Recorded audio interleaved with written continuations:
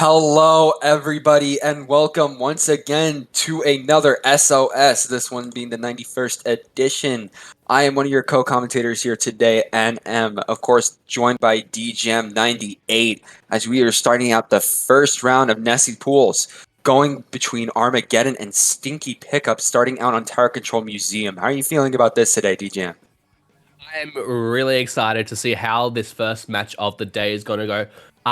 Been doing a little bit of digging, and these two teams are seeded as number 15 and 16. So, hopefully, assuming seeding has been done, seedingly well, we should be getting a very well seeded match. And sorry for all the seeds there.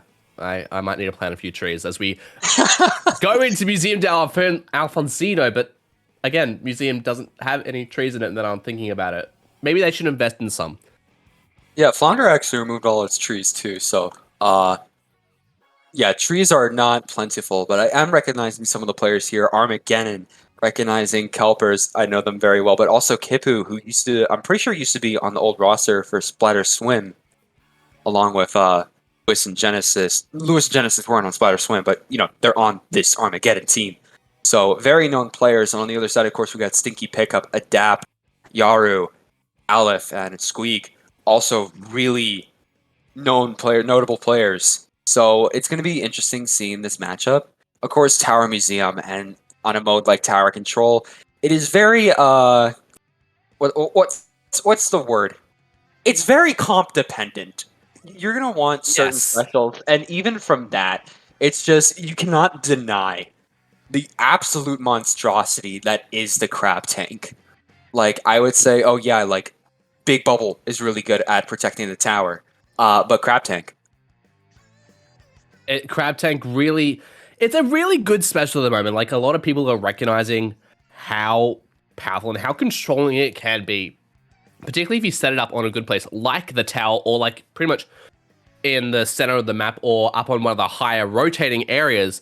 It can really control a large portion of the entire map because you could rain down literal hell upon the enemy team, just forcing them back. We do have a lot of those other specials that do similar moves. You do have the Ink Storm, you do have the Trizooks and the Tenor Missiles, but the Crab Tank really allows you to directly focus on particular people and particularly a whole wide range of particular areas that they can progress to, which can really make for some really impressive pushes and some really good retakes in certain scenarios. But if you're just coming in with the Crab Tank alone, you can easily get flanked around, and that is the thing that is the justifying case behind the Crab Tank, is that, you need to watch your behind as we head straight into Tower Control Museum del Alfonsino. Yeah, coming out with Stinky Pickup being just like your standard comp, double splash machine flings. The amount of times I've seen that in the past month is just exponential. But I really like what Armageddon has cooking. We got a Junior, we got a Gal, those are some pretty good choices. But you rarely see a Hydra, and especially of regular Rapid nowadays. So that's really interesting to see. I didn't think I'd see Rapid anymore with T-Tech being a thing now. Well, here it is, well and truly, as well as they've got the two splashes to give that constant crab. Yaru here with the crab, just trying to focus that fire onto Lewis. It does get that splat, and with two players down, it is going to make it a little bit difficult to get that push, but a trade happening between Kipu and Yaru here as that checkpoint does get clear, and a bomb clearing them off. But someone still then jumps in, but they're the only one remaining, so they're going to need to do a lot of work, but they do go down, and that is a soft wipe against Armageddon as Stinky Pickup looks to make another, and the first candle. Oh, nice squid roll up to that tower there. Yeah, no, that's good. Lewis here trying to keep the tower with the Rapid. Of course, they have to do a lot of work because the meta, like the comp that Stinky Pickup is running with, it's meta for a reason. So they gotta have to work really hard. The Big Bubble helping out against the Tenor Missiles, so it's not going to be enough. As Kipu is not being able to escape through his Tenor Missiles. As Adapt is trying to push in, she's seeing what they can get, but it's going to get picked off by Lewis with the Rapid Blaster, going back on that tower once again. But there's somebody behind them. Who is it? It's a Crab Tank coming out from Yaru, trying to keep alive. It's not going to be enough. They were caught in a bad spot. Both of the splashes actually down here. as Armageddon is pushing up. Triple Ink Strike coming out, allowing to displace opponents here. Adapt's going to go down. The second checkpoint's almost down too, and the big bubbler is going to come out. This is a really good push coming out from Armageddon here, but can it keep going? The 10 missiles are going to come out from Lewis. Kipu is in a good spot, but they have their Booyah Bomb at the ready just in case, but it's 2 down. This might be the time for Armageddon to get out of there. Yeah, it's just Kelp. They got to go. Absolutely. What a great retake there from Armageddon. But a massive push from the Stinky pickup, getting them all the way down to 18. That's going to be incredibly difficult for Armageddon to make a comeback on. But we're seeing now Stinky pickup is trying to maintain that upper turf. Yaru there is looking to get some picks, but they do get taken out. And that is going to really allow some opportunities here for Armageddon. But Armageddon's 2 players down. This is not the position they want to be in. Yeah, no, they are not in the best spot right now. Each team having one, as Stinky Pickup has to try to find something here, trying to paint for as much specials as possible. We have 2 on the side of Armageddon. Kipu trying to play a bit back here with the Booyah Bomb, especially with the 10 missiles coming out. Even if it got nerfed to where it can't be spammed as much, it is still a force to be reckoned with. 10 missiles still are fundamentally the same thing. But the Booyah Bomb coming out from Kipu, after the Booyah Bomb coming out from Adapt over there, Big Bubbler going to help protect Kelp, but it's not going to be enough. It's just Kipu going to take out Yaru there. They got to stay alive, or else that might be curtains for them, as they're throwing down auto bombs, trying to get back space for their team, as Squeak is just staying, getting jumps, allowing for this tower to go forward. Yaru gonna go down once again. Both splashes going down once again. Armageddon is just trying to find their way back in, but finally gets the pick on Squeak. It is just Adapt here trying to keep themselves alive with this Booyah Bomb, as Lewis is trying to control the space around the tower. Getting Ink Mines on the tower, good job there. Taking out Mario. He was not having a one-up day, I will say that much. As Lewis is... He's still on the tower. He's doing well, as Armageddon is trying to get another push in here. They definitely are. Lewis does have that the triple ink strike. There we go. There's just try everything. It's a third game. There's third missiles, and here they go. They're trying to get that push, continuing, looking to get that spot onto Mario, but the Hydra is gonna the Crab Tank is gonna do a lot of damage and gonna stop them in their tracks. 2 players down on the side of Stinky Pickup, and that's now gonna allow Armageddon to get another pickup going, but they've only got 50 seconds left. They need to get turf going. They need to get specials charged up. They need to get those picks going if they want to head in, because they've only got 40 seconds left, and this is gonna be their final opportunity to get the first game on the board.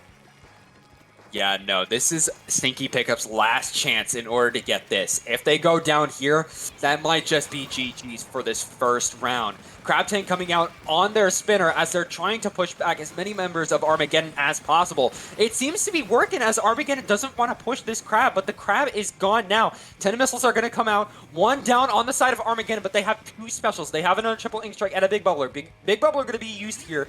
Kelper's trying to take this area, but Kipu is going to go down. They have to push up here. They have to go for tower. They're going for it. It's only 4, but are they going to do it? It's just Adapt. Adapt has to go, but they don't. I was so close with just 4 points needed to at least tie. But in the end, it was Armageddon that was able to have that good early push and being able to defend that was going to take the game.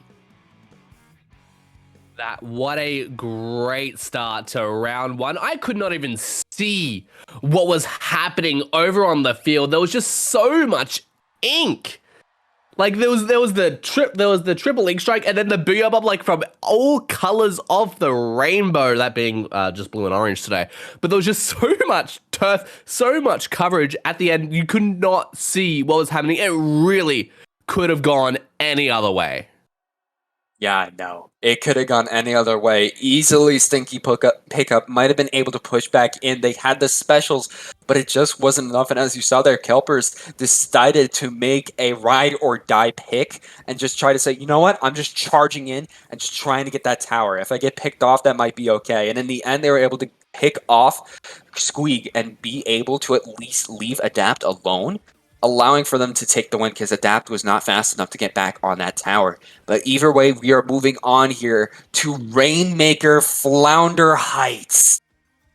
Now, Flounder Heights it was renowned in Splatoon 1 for being Charge's heaven. And Splatoon 3, well, that tradition has been well and truly kept up. as you can really, if you get a perch going, you can really dominate so much of the field. But I'm really going to expect to see that Hydra is going to take up that sniper position as they're just going to rain down a lot of turfing and a lot of power. But same can also be said from the double crab comp. Like, these teams have some really good compositions to just support from the back, but the only thing they really need to get is that push to go forward as well. So it's really going to see how these two teams are going to bring it to the battlefield. We're seeing in pink and green as we get into who Armageddon in pink and Stinky pick up in green. Rainmaker, Flounder Heights, let's dive right into it. Yeah, seeing on the side of Stinky pickup, they are actually going for the same comp, but switching out the sloshing machine for the V-Slosh. Pretty good for triple Ink Strike, and of course the triple Ink Strike pick before, we got T-Tech. And on the other side for Armageddon, we're having a complete change. We got Carbon Deco, we got Catalyst, we got V-Slosh, and we got Splash. There's some common stuff here and there, but we're seeing one of the splashes going on a flank, being able to take 2 down on Armageddon, with Yaru with their crab being able to finish it off here. Being able to start off the Rainmaker push, but getting picked out really early. But Kipu's going to go down there. Not's going to go down as we see Yaru's just trying to shred this Rainmaker shield. They have a really good spot right now, but they have to make sure that they get Armageddon side of the map painted so that they can be able to push up here. I hear Trizuka's. This is Armageddon's chance to come back 2 down, and they're using their specials here. But the Not's going to go down. Cupid's going to go down because Adapt is on a flank. Oh, this is critical. Yaru just gotta you gotta use the walls on this map, or else you're not playing this map right, which is exactly what Yaru did there. Using it to be sneaky and picking off 2. Really good from them, and allowing Sticky pickup to get a really good spot here. We see Adapt throwing out the triple Ink Strike, trying to see if they can get anything from it, but not looking likely, as they're trying to push up, but Kipu is keeping them back. One of the splashes down, the other splash down on the other side. That's what flings it down. That's another splash down. It's actually just Adapt here on Stinky pickup, but they might know where he is, trying to use point sensors, and the Knot has found them. They're going to get out of there, but Stinky Smart decision.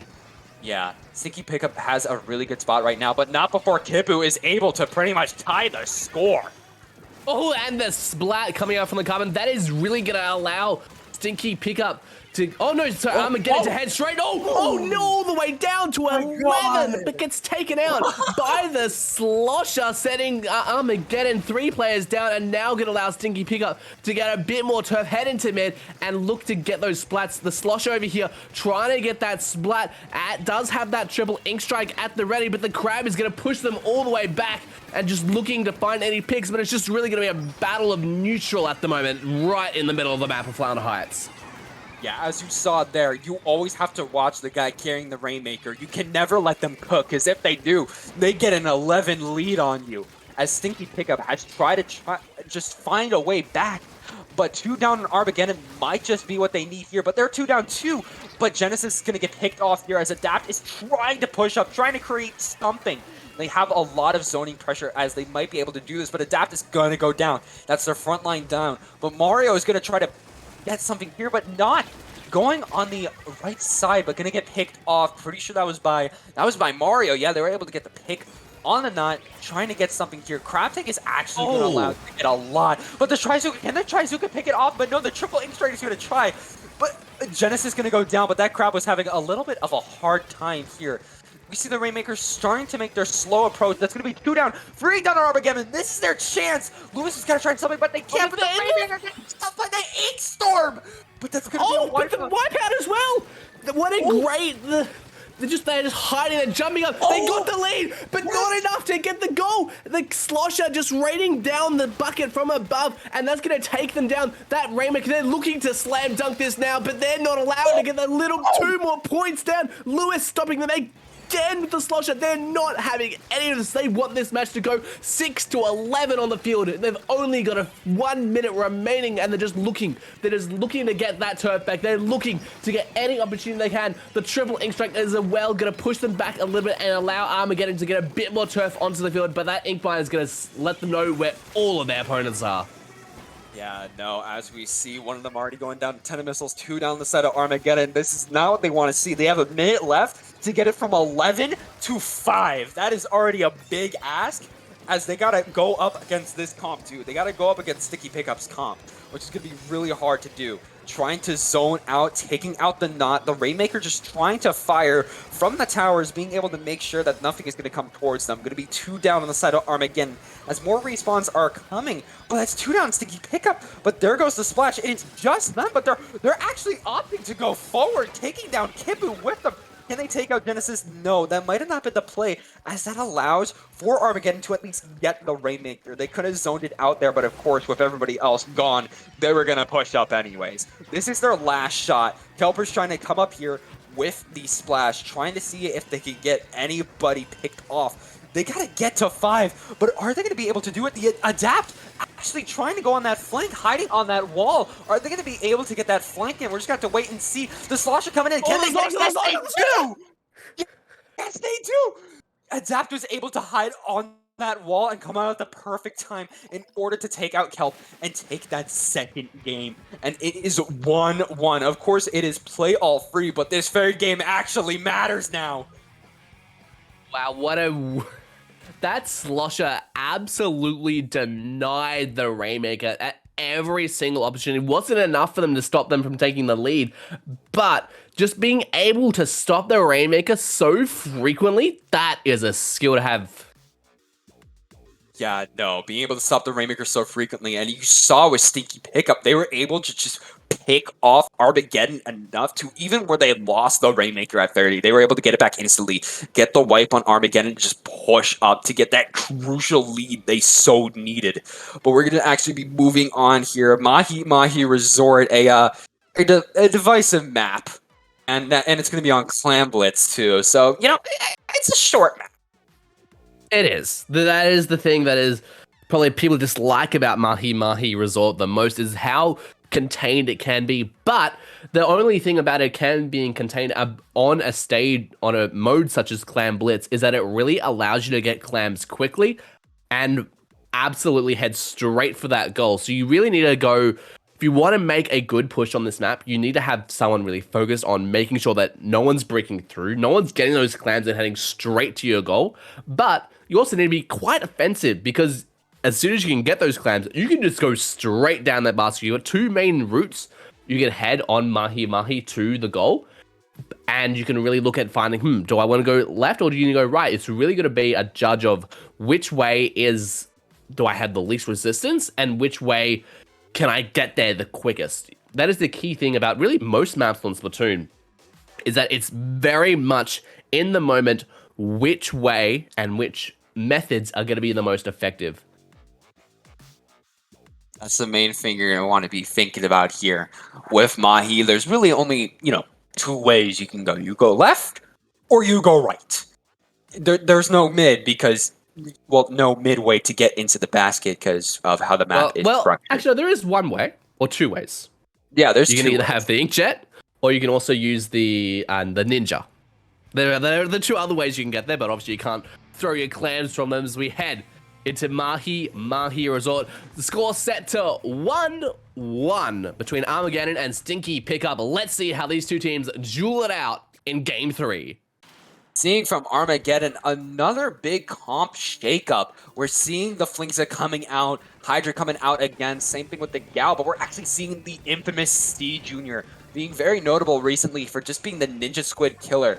You're not going to hide when going up against the C Jr. They're always going to know where you're at. And with Stinky Pickup, we're actually seeing pretty much the same comp coming out again. Flinkza, Double Splash, and Slosher. The specials coming out, actually, Squeak using the 10 missiles. Kelper got to use the Wave Breaker in order to space it out here, trying to get some clams as the Crab is out. 1 down on either side here. Kelp is just trying to stay alive as all the members of Armageddon are pretty much pushed back, trying to make their way into mid, as Stinky Pickup has a pretty good cap on mid here. Definitely. And what we saw earlier, Stinky Pickup did take out the Hydra of Armageddon, and they're going to really need to make sure that Hydra goes down, or at least push extremely far back if they do want to make a push. And there we go, the Hydra's down, and they're heading straight for that goal. In it goes, and with 3 players down on the side of Armageddon, that's going to really allow Stinky Pickup to get those clams going all the way down to 39 with 6 more clams heading into the basket. 30, and then those missiles are going to take down that Flingzer, and now going to allow Armageddon to get a few more turf going and allow them to regain control. But 30 is a tough game to start off on. Yeah, no, that is a really huge lead coming out from Stinky Pickup. Armageddon really has to clap back with everything they have. They're trying to get control of mid here, which they do. Kelper's getting the Super Clan being able to get it in the basket is going to be quite a challenge here, as they're just trying to zone out with torpedoes. That's something C Jr. is really good at, just throwing torpedoes, being able to not worry about anything, because again, it's a junior. 10 missiles coming out from Squeak, trying to displace opponent, as Genesis has 7. They just need 1 more as they're pushing up here. Will Kelp get it in? Yes, they do. Genesis trying to get in as much as they can, but the splat bomb sadly going to pick them off, coming out from a Daft. 2v2 right here. It is just Kelp and Lewis. Kelp trying to come back into mid, but being zoned out by a Daft here. It is not looking good for them. They're just trying to get in, but getting distracted by Yaru, actually, not opting to go for the basket, but just trying to get the pick, but they're going to have to back out of that encounter. Crab Tank, I hear, coming out, not sure from who, and I'm not sure where, as Kelp is in a bad spot. The crab nearly getting them there, but not enough. They do get a bit of damage, but they do trade against Adapt there, and now Stinky Pickup is looking to yet make another push, but they have between them 15 clams at the ready, and they're just looking to get that turf going. With the Gal and the Flings are down though, it's gonna be, they're looking to get in 3 power clams. They're really looking to get this push going, but with 4 players left alive on the side of Armageddon, they're gonna have a lot of turf firing against them up that ramp. Yeah, if I were Armageddon right now, I'd be scared out of my mind. Seeing 3 Super Clams at this point trying to get in with the lead they already have, that's not good. And Adapt might be able to get 1 in. That is 1 down. But can they get 2 more? That's another. They get. No, they missed. They missed the 3rd one. No, you see it there just lingering, about to expire, and that does get it all the way. They do go 5 points down, but do clear a lot of that penalty. Now they only need 2 power clams and 2 regular clams to get that knockout left, and with a minute and a half left on the clock, it is really making it more and more difficult for Armageddon to retake that. And they're 3 players down. This is really not looking good for them. Yeah, and Squeak with the Flings already has another power clam at the ready. Lewis gonna go down, scoring it once again, and Mario using the Crab Tank to try to just be as oppressive as possible. They're getting it in, and a double! It's just a Hydra! They have to live here, try to get Mario down, which they do, but Adapt has 3 clams, gonna throw him in. They just need 2 more, they just need 2 more to get the win. Here's the Flingzer! Here's the Flingzer! 1-2, game! They clutch! Holy, oh my god. Stinky Pickup just absolutely decimated that match. Already with a 30 lead at the start, being able to just keep coming back. More clams, and even when they messed up that triple, they still got it back in. Stinky Pickup is gonna win this round, taking it 2-1, pretty much getting a reverse sweep on Armageddon here. And that is what we like to see. A lot of you are going to get your awards. I did see it had the majority in the points distribution there in the Twitch chat. 1.3k points versus 750. And what a great way to start. Like, we knew coming into this match, what was it, 12 against 13 or 15 against 16? Either way, they were 1 seed apart. And, well, you can see it. You saw in this match, this is 1 set apart and going 2-1. What a great way to start SOS 91 on today. Yeah, no, that was an insane, and this is only groups round 1. This is just the beginning. We have so much more to go. We're going for another 3.5 hours at the absolute minimum, and we still have so much more to get into. It's going to get crazier from here. It absolutely is. But as we start to set up round 2, don't go anywhere, because who knows? There's going to be a lot more chaos on the battlefield coming up.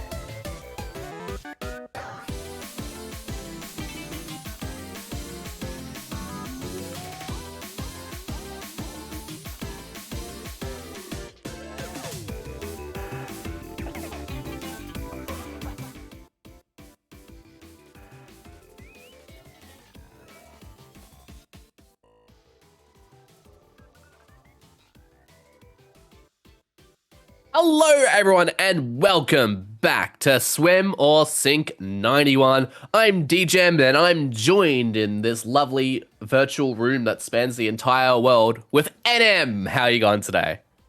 I am doing well today, doing even better knowing that one of the best maps is about to be played. Hammerhead Bridge, baby.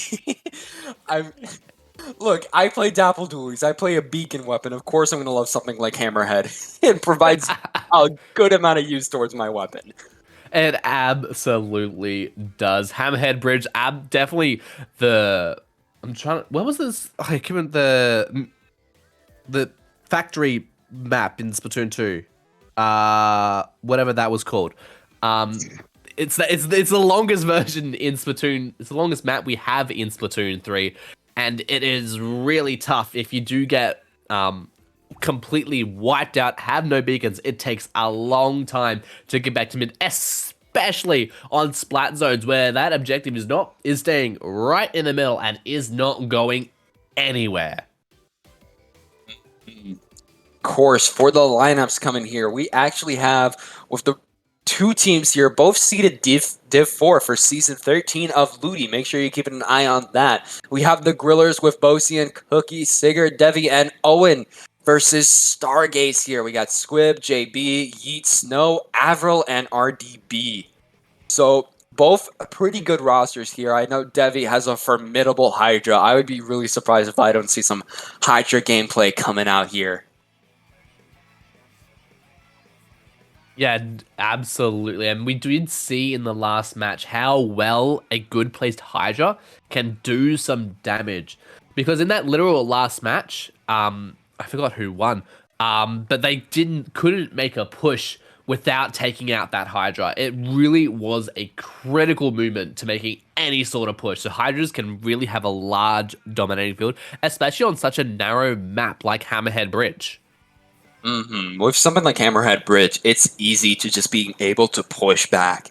And if you're pushed back and don't have specials to be able to clap back at the opponents, what are you going to do, really? Call the Ghostbusters? Call the Ghostbusters. They're keeping us captive in our spawn at Hammerhead Bridge. We need the Ghostbusters here today. Who are you going to call? Who are you going to call? The Ghostbusters.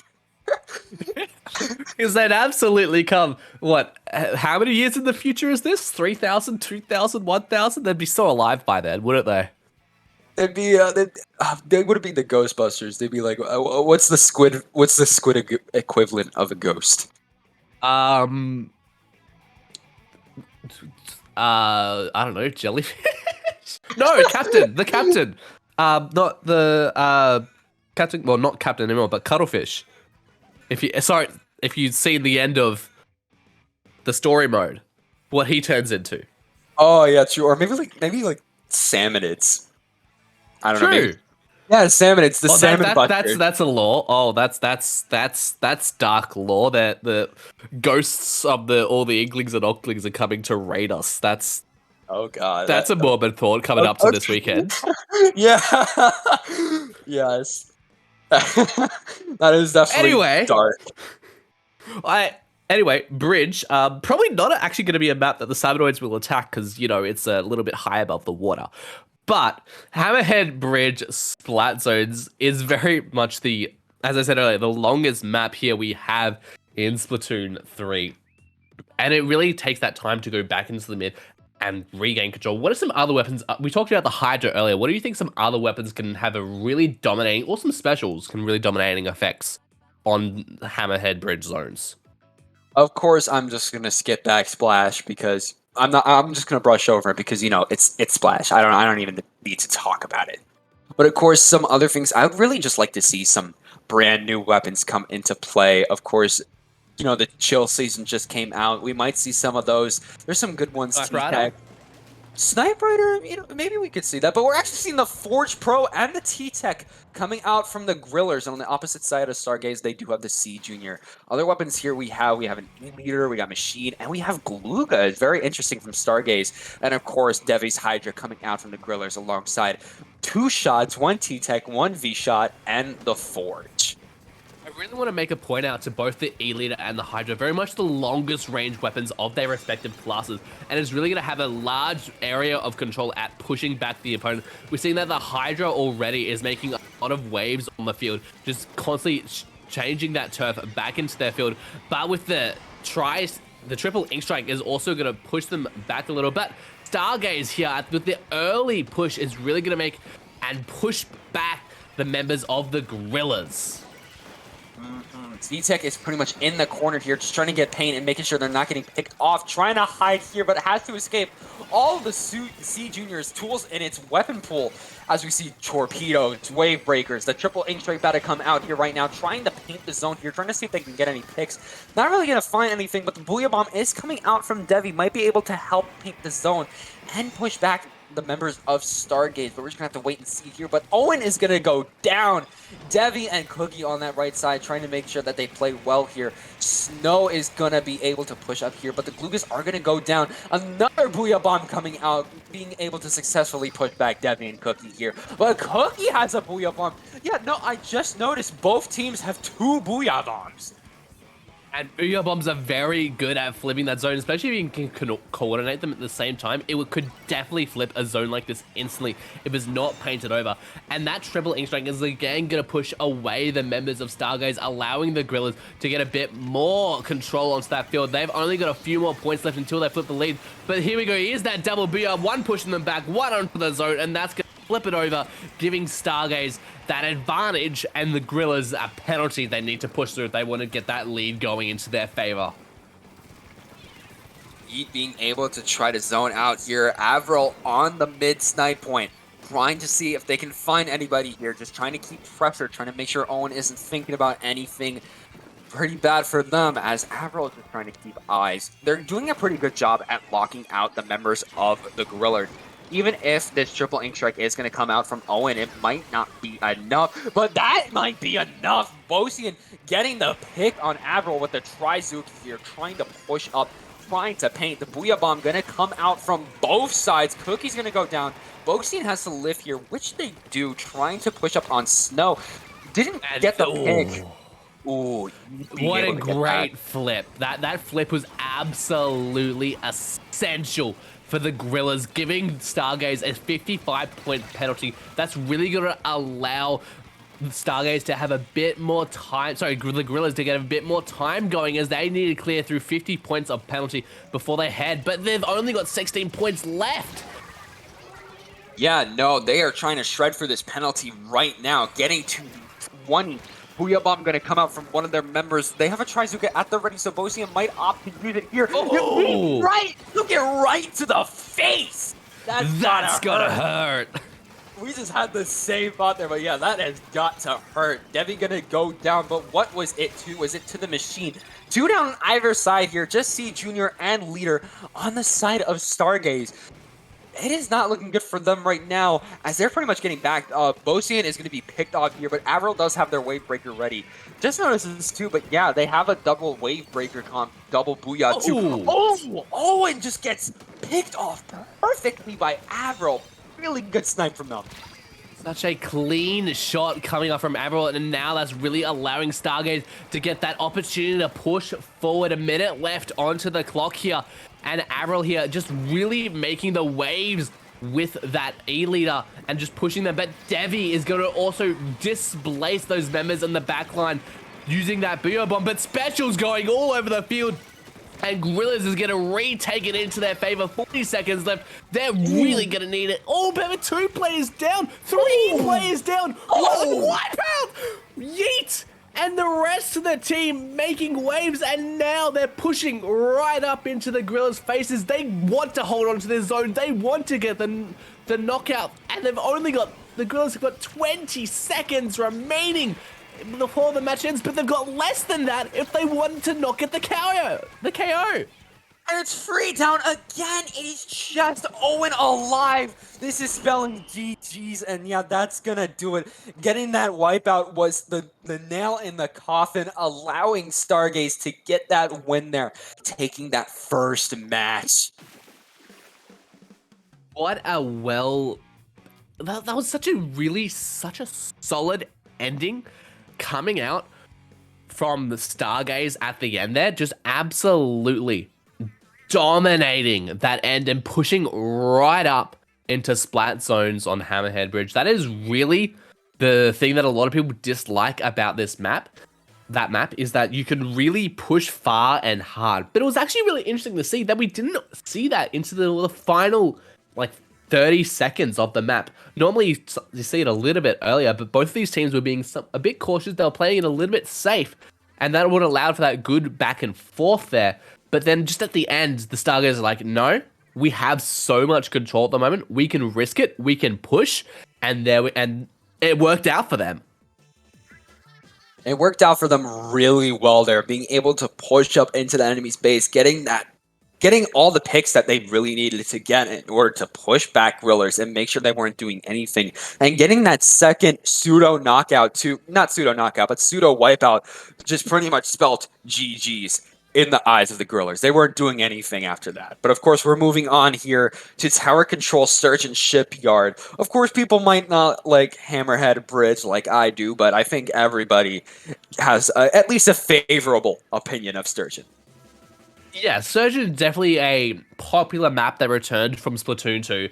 And we're going from the whole entire map being a bridge to now being the mid is just the bridge. So you still got that bridge element, but it's still very much a much more favored map. But the key thing I found about Tower Control Stone Shield that's changed from Splatoon 2, from instead of having 3 checkpoints, it's changed down to 2, and you don't have that final hook bend at the end, which I know myself and a lot of other players are still getting used to. I'm kind of always been expecting when it's finally hit that final effects, oh, it's gonna turn, right? No, it just goes straight, and then it reaches its destination right at the end. And that's a really critical thing that a lot of players are still getting used to, and we're gonna have to really see if these two teams adapt to that and they know where they're going into. Yeah, we're just going to have to see what both teams are going to be playing here to keep control of the tower. Of course, the C Junior, I would expect to come back from the side of Stargaze. It's a very strong weapon right now, being able to displace so easily with its kit. I wouldn't be surprised if it comes back here. I'm also expecting to see that T-Tech come back as well, and there we go. Having that triple Ink Strike can really maintain that tower for a long duration of time. We're also seeing the Hydra come back. We're seeing the Forge Pro come back. We're seeing the E-Leader come back, Slushing Machine. And in fact, I think the entire comp of Stargaze has remained the same, with the only change really being Sigurd changing to the Splat Roller. Yeah, no, only really that. We're seeing Sigurd actually going for the Splat Roller here. Of course, it is a big bubbler weapon, which will really help in tower control. And I saw in their splash tag, they do have a 5-star Splat Roller. So I think they know what they're doing with this thing. I think they might know too. Yeah, I think they might know a thing or two about their weapon here, as the Growers are already pushing up towards the first checkpoint using one of their Booyah Bombs. Avro positioning themselves on grates here, not really being affected by that triple Ink Strike. Another Booyah Bomb going out specifically for that E-Leader. They want them gone. And they were gone. They were gone. That Booyah Bomb is going to do something to your knees, I'll tell you that much, as Devi is positioning themselves on this tower here. But the flank, who was it? It was Yeet with the Forge Pro being able to get the pick. It is one left. Just the Forge Pro on the side of the Grillers. It is Cookie. They got to get out of there. They're on that right side now, but he doesn't know that. What a well back up there from Cookie, getting a member down on Stargaze as well and providing a few jumping opportunities for the rest of their team. But Sigurd there with the Splat Roller does take down the Forge Play, but they go down themselves to RBD on the Sloshing Machine. But RBD goes down as well to the Splat Bomb from Owen as the Grillers look to make yet another push. And it's going to be it's going to make it especially easier as they've already cleared that first checkpoint. That's just going to make it even easier for them to get more points on the board. Yeah, no, that's just going to make them a whole lot easier here. Owen trying to stay alive in this corner as he is using suction bombs in order to try to pick anybody off. Actually gets Devi with that suction bomb. Going to lead into them using the Booyah Bomb here. Waiting out the Splat Bomb, making sure they're not going to get picked off all too stupid. Ooh. Getting Owen too. Really good pick there. 2 down. Sigurd is in the corner there trying to live, but the Splat Roller is going to go down. Cookie, the only one once alive again. It is always them, as Cookie, once again, trying to stay alive, literally just alone in that spinner, gonna back up, has their teammate support once again, as Stargaze is trying to push up back into mid, trying to get picks, gets Devi down, Booyah Bomb coming out from here, trying to go on that snipe, trying to get that Booyah Bomb here, but Owen does have their triple ink strike. Are they gonna be opting to use it? Booyah Bomb coming out, that's gonna go right behind the tower here. There's so many specials coming out. Wave breakers, Booyah Bombs, triple ink strikes. Sigurd's gonna go down. This might be a good push here from Stargaze here. Absolutely, and as well as the Trizuka coming out from the junior. 2 players down on the side of the Grillers as Stargaze is looking to make their counter push, and looks like they might be able to take lead as Booyah Bomb pushes away the members. There you go, there's that lead switch as they head straight into the second checkpoint, looking to dominately clear. There we go, that is cleared as they're heading into the final stretch. Wavebreaker and Booyah Bomb coming up, but the Wavebreaker gets taken out by the tower, and Owen here looking to try and push them away. That triple ink strike and Booyah Bomb in. And only 2 players remaining. Stargaze is going to allow the Grillers now to get a bit of turf control back and allow them to push back the members of Stargaze. Yeah, no, that is not going to be good for the Grillers. They have a minute 30 left on the clock, and they got to find a way to make their way back into Stargaze's base and pretty much get almost a knockout. 2 down on the side of Stargaze, 1 coming back alive. They pretty much they have all their members back. As Sigurd is just trying to find a way in. The triple ink strike may be able to help him out with this here. Using the big bubbler actually aggressively, but gonna get picked off by Snow. With the C Junior opting to get out a wave breaker, gonna pick off Owen, but not before Devi's just trying to get space, but not before getting picked off themselves. Sigurd just trying to stay alive here, but they're not sure what to do. Owen's the only one left, but I'm not sure where they are. They might be just respawning themselves, but again, 45 seconds left on the clock. It's spelling doom. It really is. Stargaze has made such a dominating effect on this map, and being able to clear that second checkpoint has been absolutely critical for them for getting this lead, as the Grillers need to clear that second checkpoint and get all the way down to a minimum of 5 if they want to take this game, and they've got only a 20 seconds left on the board. They gotta find something here. Actually taking the C Junior out, but their Forge Pros out themselves. It is a 3v3 sitch. Getting 1 down on either side again, but it's 2 down. Avril getting the pick on Owen as Cookie is trying to get that E-leader away. Devi has to get on the tower here and try to defend. Sigurd coming to the rescue as Avril is going to get picked off here. Really good for the Grillers, but they have to keep up the momentum. They have 2 Booyah Bombs at the ready, but Owen is going to go down. Torpedoes coming out. RDB getting the Booyah Bomb, getting 2 down!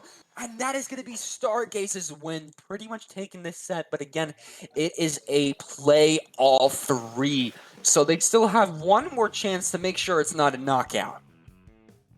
1 more chance indeed. That was a really great ending, and then extremely well showcase. A great showcase of how you can really use that Booyah Bomb in overtime, just to say, nope, you don't want to go, we want this tower, so you throw the Booyah Bomb and you send the player down, and that's pretty much game right then and there. Yeah, they pretty much can't do much against that. Except for try to get back on the tower, but you have limited time. Plus, if there's a Booyah Bomb on the tower, there's 100% people watching you. So you got to make sure that you pick them off. But yeah, Booyah Bomb is very oppressive in that regard. GG's to Stargaze taking 2 games off this set, but it's not over just yet. The Grillers might be able to make sure it is not a knockout and get the last match down here on Rainmaker Mincemeat. I have never seen a map drop down so hard in opinion than I did Mincemeat. I remember when like the Splatfest World Premiere came out, and it was one of the more favorable maps that we played. Some even saying it was the best. And going from that to now being seen as one of the worst maps in the game. I'll be honest, I've never seen it as a good map, because even during the test fire Splatfest, I would just go up and just camp out the enemy for the entire match. I would do that in the Splatfest. I was like, yeah, I have a feeling it's going to stay like this for the ranked modes as well. And when the game came out, I was not proven wrong. True. Maybe we just weren't seeing that Of course, I didn't. I wasn't really playing an anchor weapon, and I still don't play anchor weapons. So, mincemeat ain't for me. But you know what is for me? Rainmaker. I love Rainmaker. Well, Rainmaker is definitely, it's going to take whatever weapon you have and going to replace it with a big old cannonball on your shoulder. And we're going to see that Rainmaker, I will say, Rainmaker Mincemeat is definitely one of the, out of all of the variants we do have, Rainmaker Mincemeat is definitely one of the least campy methods of this map mode combination. As you can really go, you got your two routes. You got your safer right path, and you got your left path, of which you got your grace, or you got the hop, skip, and jump route. If you know what I mean, you know what I mean. And we're gonna see going up the double splatter shot, a bit of a change there. But we're gonna see that who's changed? Devi's gone into the bow. That's a significant change from a splat roller. Yeah, no, going from the Hydra to a Tri-Stringer is definitely an interesting pick. Of course, being a good backline, and of course its paint buff allows me to be really good against objects, HP objects. So it might be pretty useful against maybe Booyah Bombs and Big Bubblers. We're just going to have to wait and see. Of course, having Killer Whale is going to be useful too, as both teams are pretty much watching the other, making sure none is going for that Rainmaker here. He trying to take control of the right, but not really finding it here, as they have more members coming to them. Avril just setting up on that right side. Killer Whale coming out too from the Tri-Stringer. They're both Booyah Bombs coming out on each other. Booyah Bomb versus Booyah Bomb. Both of them going down they both go down to not the Booyah Bomb, but the other part of their weapon. What is going on? That is the weakest Booyah Bomb fight I have ever seen. But I'm pretty sure another Booyah Bomb is coming out right now. Going to be able to take out the Forge Pro on the side of the Grillers. Both teams are grappling with each other. That's going to be 2 down on a Stargaze. This might be Grillers' chance to push up here, but they're making sure that that leader is not going to be able to pick them off. Devi's going to be able to pick up the Rainmaker here. Getting a pick on Artie. Splat. Nice pick on the machine. Already going for that first check, but of course the subs are coming out, making sure they're not even... But the wipeout! The wipeout! Oh, that is the perfect time for a wipeout to happen, being an easy first checkpoint for the Grillers to get. Going to be able to shred that Rainmaker so easily and push it up further, but Avril is trying to watch the Rainmaker here, making sure they're not thinking about anything funny. Booyah Bomb coming out, but another Booyah Bomb coming out. Booyah Bomb versus Booyah Bomb. Going to take out Avril, and it's going to take out Devi too. That is a very critical Booyah Bomb there, and that second Booyah Bomb as well is going to secure that Rainmaker as theirs, as Jeet does pick it up. But they're like one of the only players there, but they do take out Devi, allowing them to get that turf control, allowing them to get that oppressive movement going as the rest of the Grillers do back up away from the Rainmaker. We see Yeet pushing up here, trying to paint as much as possible. The Rainmaker trying to see if they have an opening. They're half down on the clock here for the Rainmaker, so they got to find something quick. They're just going to try to actually just run in and see what they can find. But I did hear a Trizuka come out to play, but is it going to find Yeet? It might not be able to, but Yeet is literally just being pushed back by subs.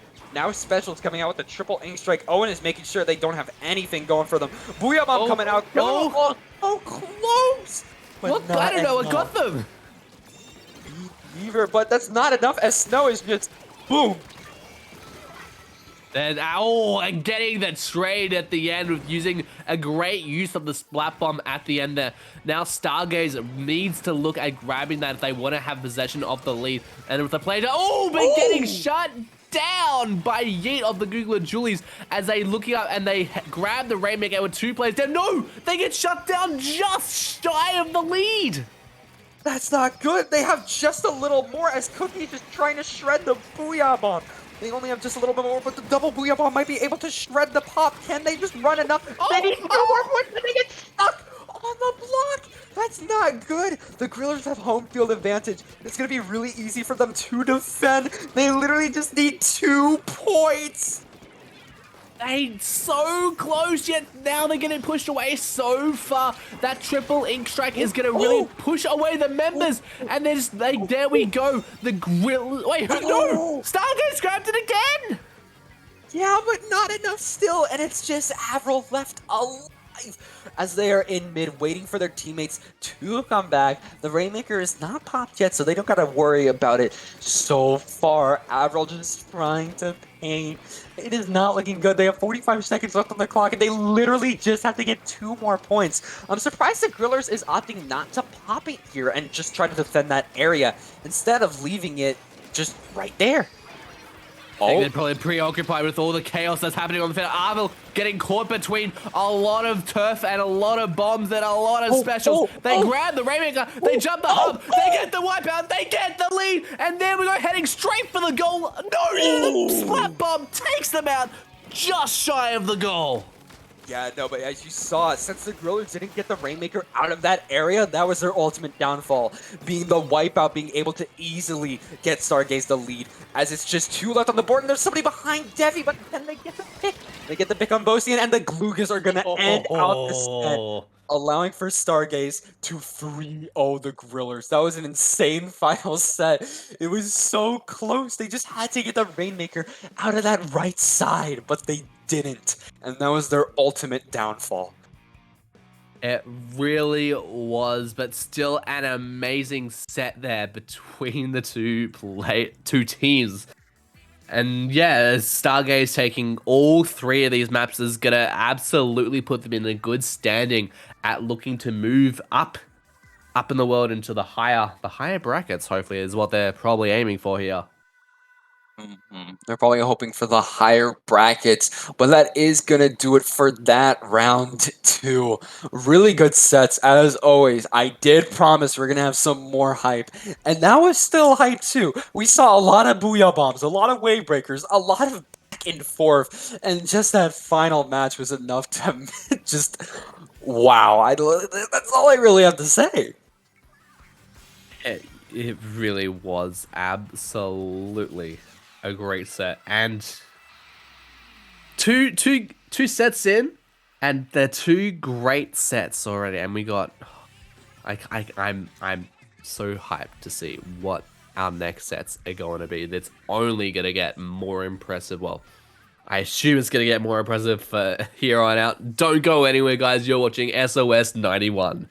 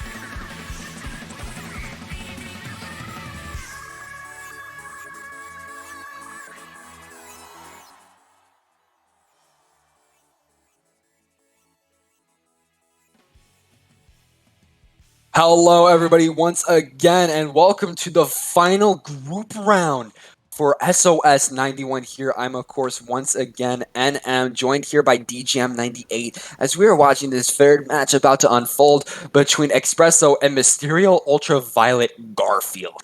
Xpresso is a really good Div 3 team recently seeded, has Hermit, Pincher, Zuster, and Arito. And on the other side here, we have some notable faces. We got Toast, Lux, Slacker, and Nobobean. Of course, getting really high seeded. I know them from the Nintendo tournament when I went up against them. They got really high up in there. So I'm expecting them to go crazy against Xpresso. But what do you think, DJM? Look, I'm not one to know teams. Teams are not my greatest forte living here down under in the Aussie land. But what I do know is what weapons can be really effective on the mats modes, and we're going to be going into Mako Mart Clam Blitz first.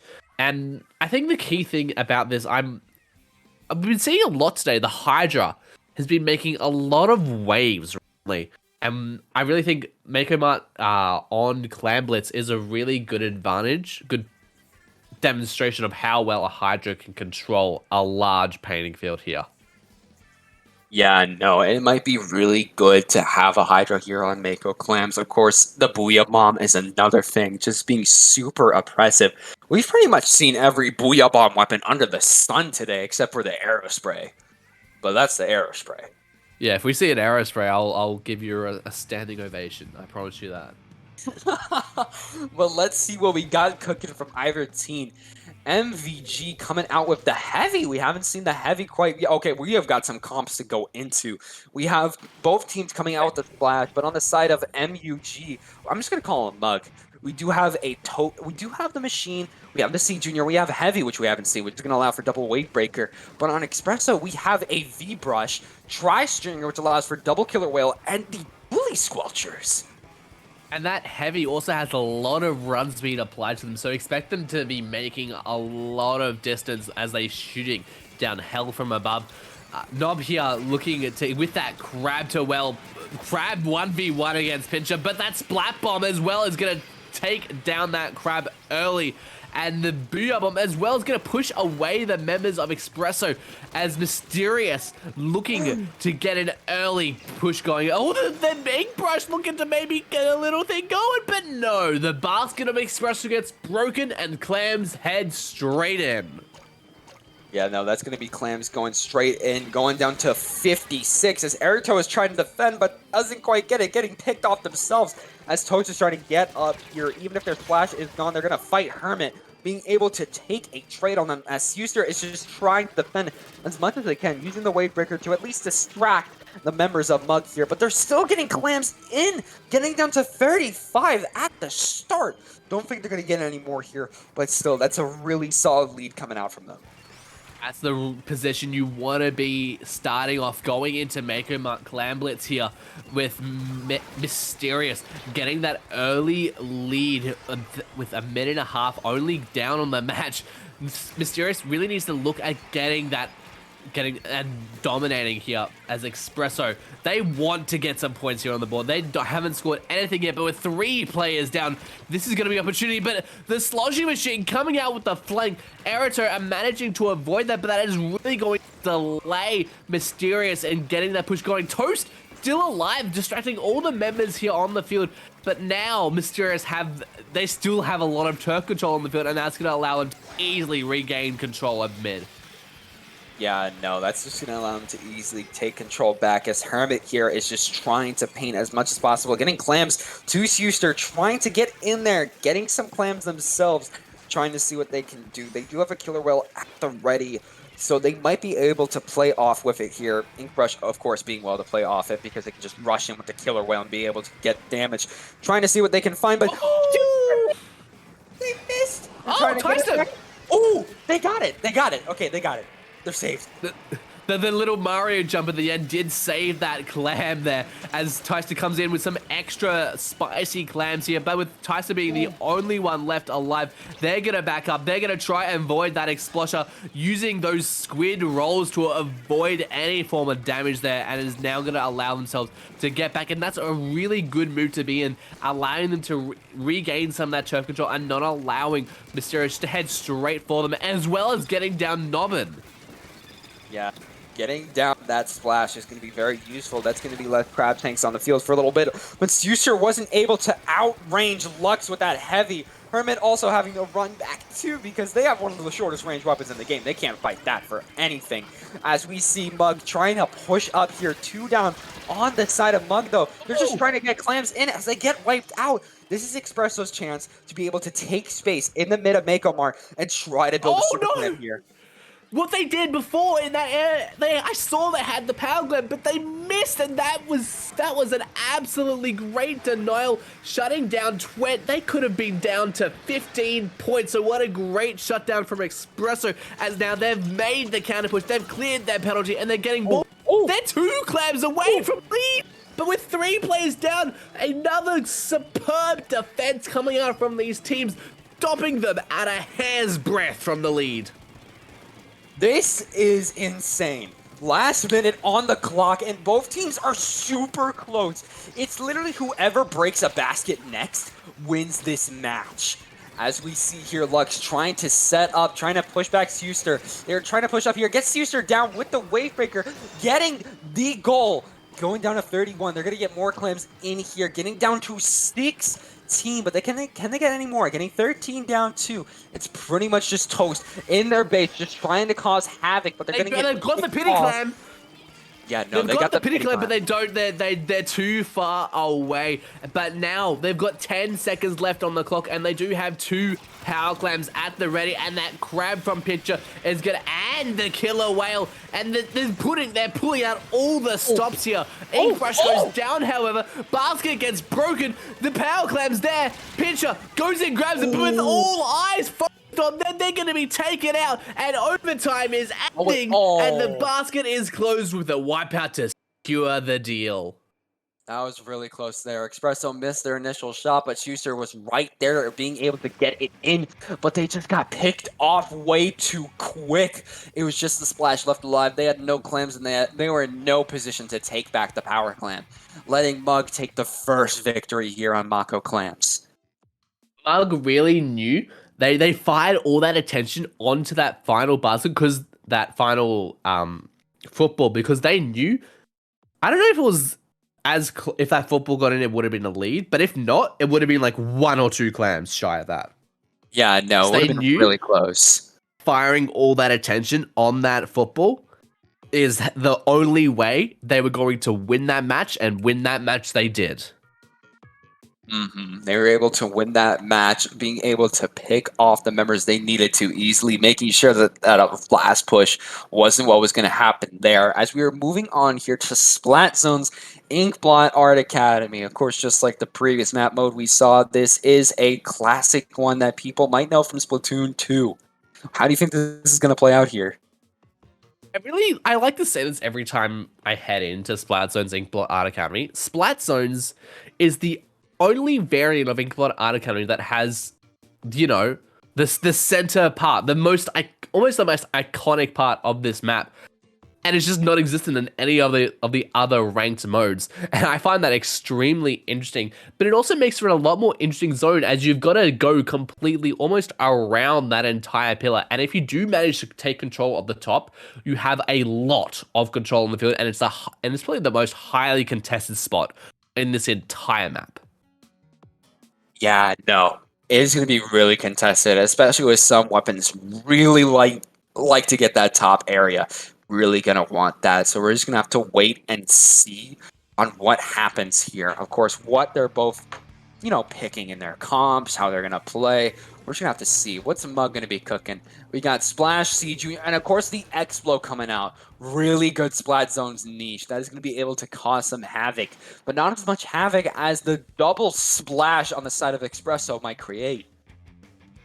Yes, they've got that double crab coming out, and the splash is going to charge that up so quickly. Lux, we're going to see Lux early on here with that explosion, trying to find the members of their team and just using their explosion just to get that fall off, get that damage going. We're seeing they did get that assist onto Pincher early on, and that's going to allow MUB to get that early lead and looking to get Tycer as well, but Hermit is not going to allow any of that as they take down the Explosher. Yeah, no, Hermit being allowed to take down the top mid here, trying to zone out, seeing what they can find. They try to get those burst bombs on that Booyah Bomb, but that's not going to be able to shred it. They got to get back here, make sure they don't get picked off, as they're almost at the ready for a crab here, as Bug is trying to push up. A crab being used in the corner. Not sure if that was the play, but as we see here, Hermit with their crab and Super trying to fight this splash, but going to get picked off. But can this crab be able to take out this splash? No, it just expired, I'm pretty sure. That's not really good for the side of Xpresso, as Nobobin is going to be easily able to push up here. They are halfway done with their splat zone, as Mug is just trying to be able to just push as much as possible in Xpresso's base. Another crab coming out. Toast trying to use physics, but going to get picked off by Air Toast. Bows. Just their arrows being able to pick them off. Killer Whale coming out, trying to see if they can find anything.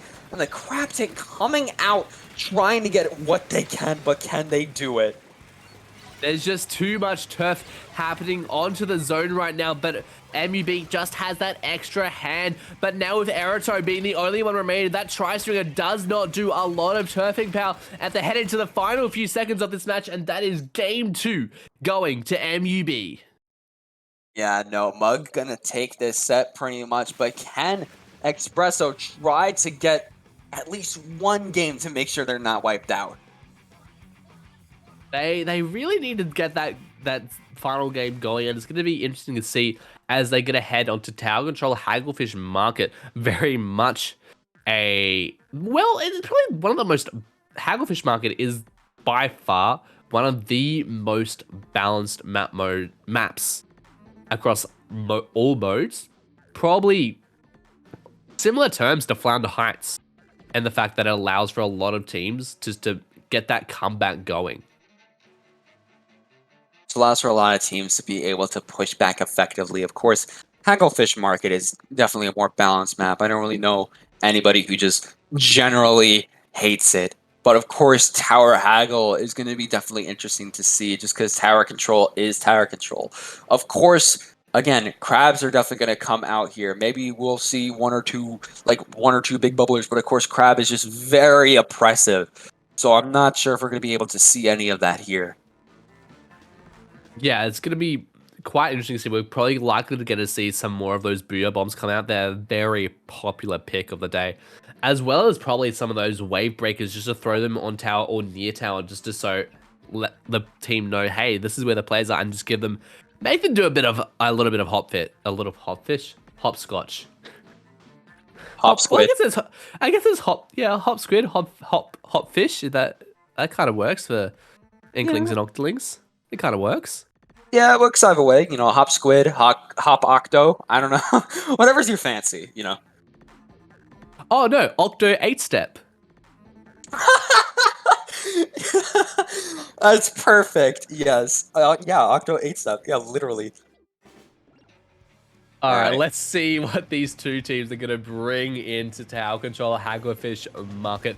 We're seeing here, we're going to see the bow come out again from Lux, as well as the double splash, as well as a splash coming out, as well as that, the Julie Squelches coming out from them as well. And Junior. Yeah, as you can tell in the comps on the side of Xpresso, there are some more signature weapons. User loves the Julie Squelches. Arito loves the Tri-Stringer, and we see Hermit having a liking towards the Ink Brush, as Lux is just trying to get a zone out here, trying to see if they can pick off any members. A Killer Whale coming out on the side of Xpresso, trying to see if they can displace anybody on the side of Mug, as Suser is just trying to push up here, but they're in a bad spot. There is a lot of orange paint, and that is not going to do any sort of favors to Suser, as we see Slacker trying to push up on the tower here with the C Junior. One of the flashes is going to go down on Mug, but that's not going to be enough. But that's going to be 2 down, actually. This might be Xpresso's chance to push back up here, but not before their splash being taken out also. Absolutely, and it's just a great use of controlling the field here.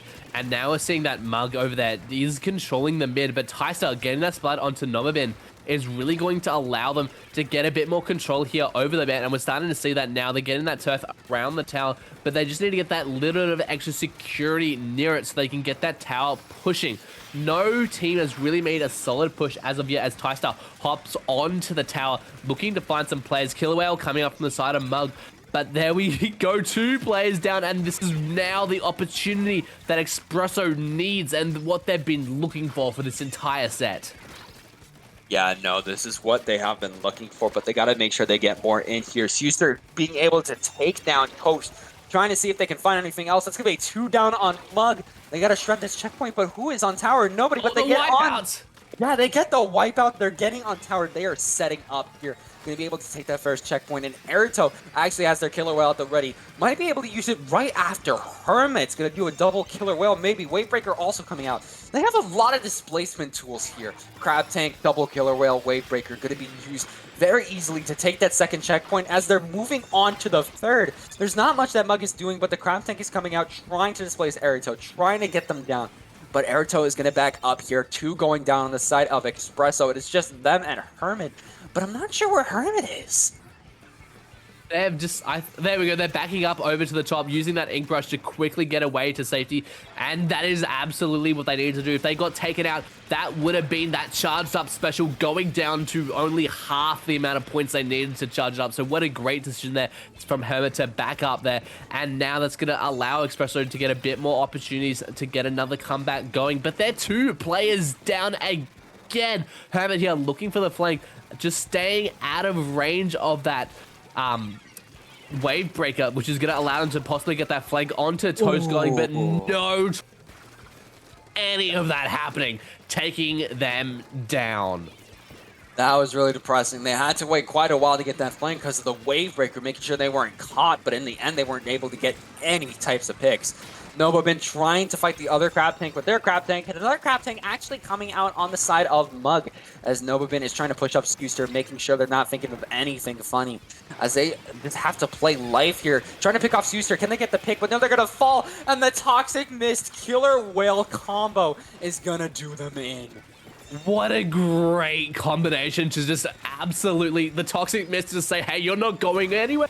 And the Killer Whale just getting that incredible amount of damage to get that splat. What a great combination from the 2. Yeah, no, 2 down though on the side of Xpresso. As Scuster's going to go down here, Eriko's pushed back. Muggy's going to try to get another push here, as they got to get through the second checkpoint still. They literally just have to touch a little bit on the third, and they get the lead. Pincher just trying to stay alive, making sure they're not picked off here. Both Killer Whales coming out on the side of Xpresso, but not before 2 getting picked off here. Not good for them right now. Their Tri-Stringer is down, but Suser has just got to push up, try to stay alive, and make sure that Nobobin does not pick him off here, using the Wave Breaker, but that's not good.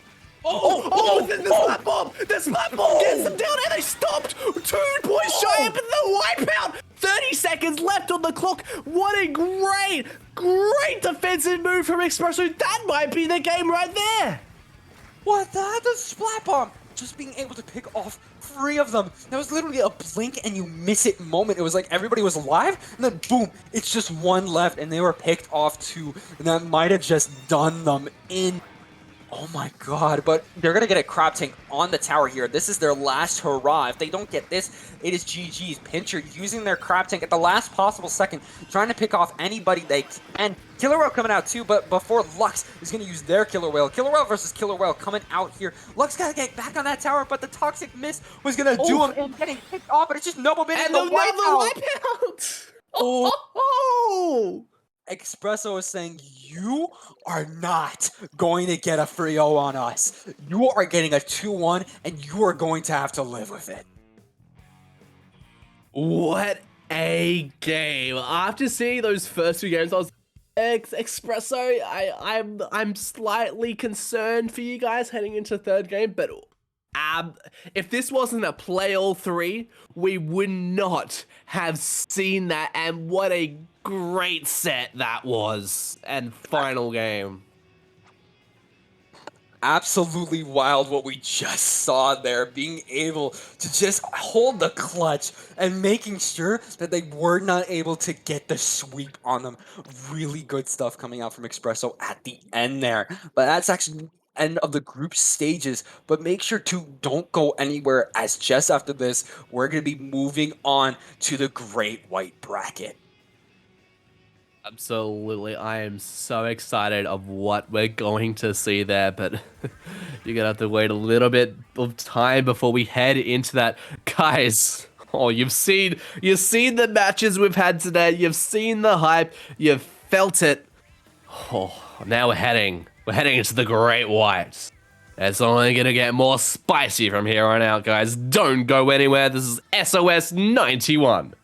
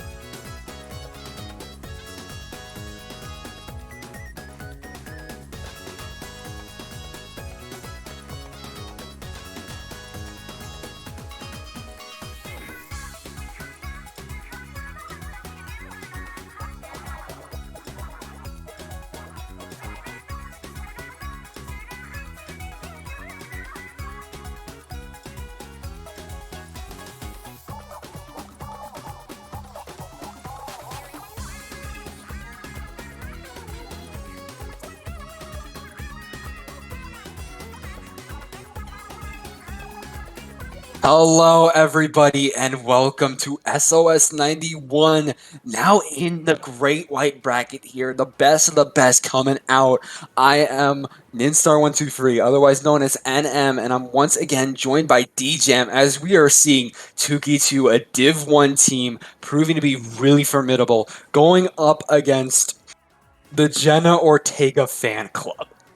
Yeah, that's exactly what this is my reaction. I'm putting into words what my reaction was when I saw, okay, this is gonna be a interesting match. Love the emoticons were coming out from both of these teams.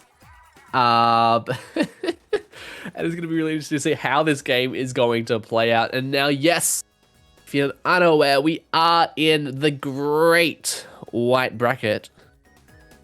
This means we are no longer play all threes. It's now best of 3. So first to 2 wins. Yeah, starting out here, we have Rainmaker on Sturgeon Shipyard. I haven't really talked yet on a pipe dream that I haven't seen yet in Rainmaker, but it has a nice Rainmaker niche. I am really hoping to see maybe either Dapple Doolies or Nzap. They have the Tacticooler, which it's not the best special, but does provide a pretty good Rainmaker niche with the added speed boost. I do love those weapons. I do main the Dapple Doolies. I do play the Nzap too. That's why I mainly want to see it. But if I see it, I'll have some bias. I'll have some bias towards a team or something. I don't know. Yeah, well, I always have. I've had the bias towards the trials. I should not say much in Splatoon 3 because I'm waiting for a better kit. But yes, we always have those weapon biases in the game. What I do find interesting about Sturgeon Shipyard when comparing it back to the previous game is that the left route is definitely not as popular as it was going into Splatoon 2. Because now, if you're going left, you have to wait. So as soon as you dunk the checkpoint, that's when that drawbridge will then come down. So you do have to wait a bit of time. You can't just go straight that route.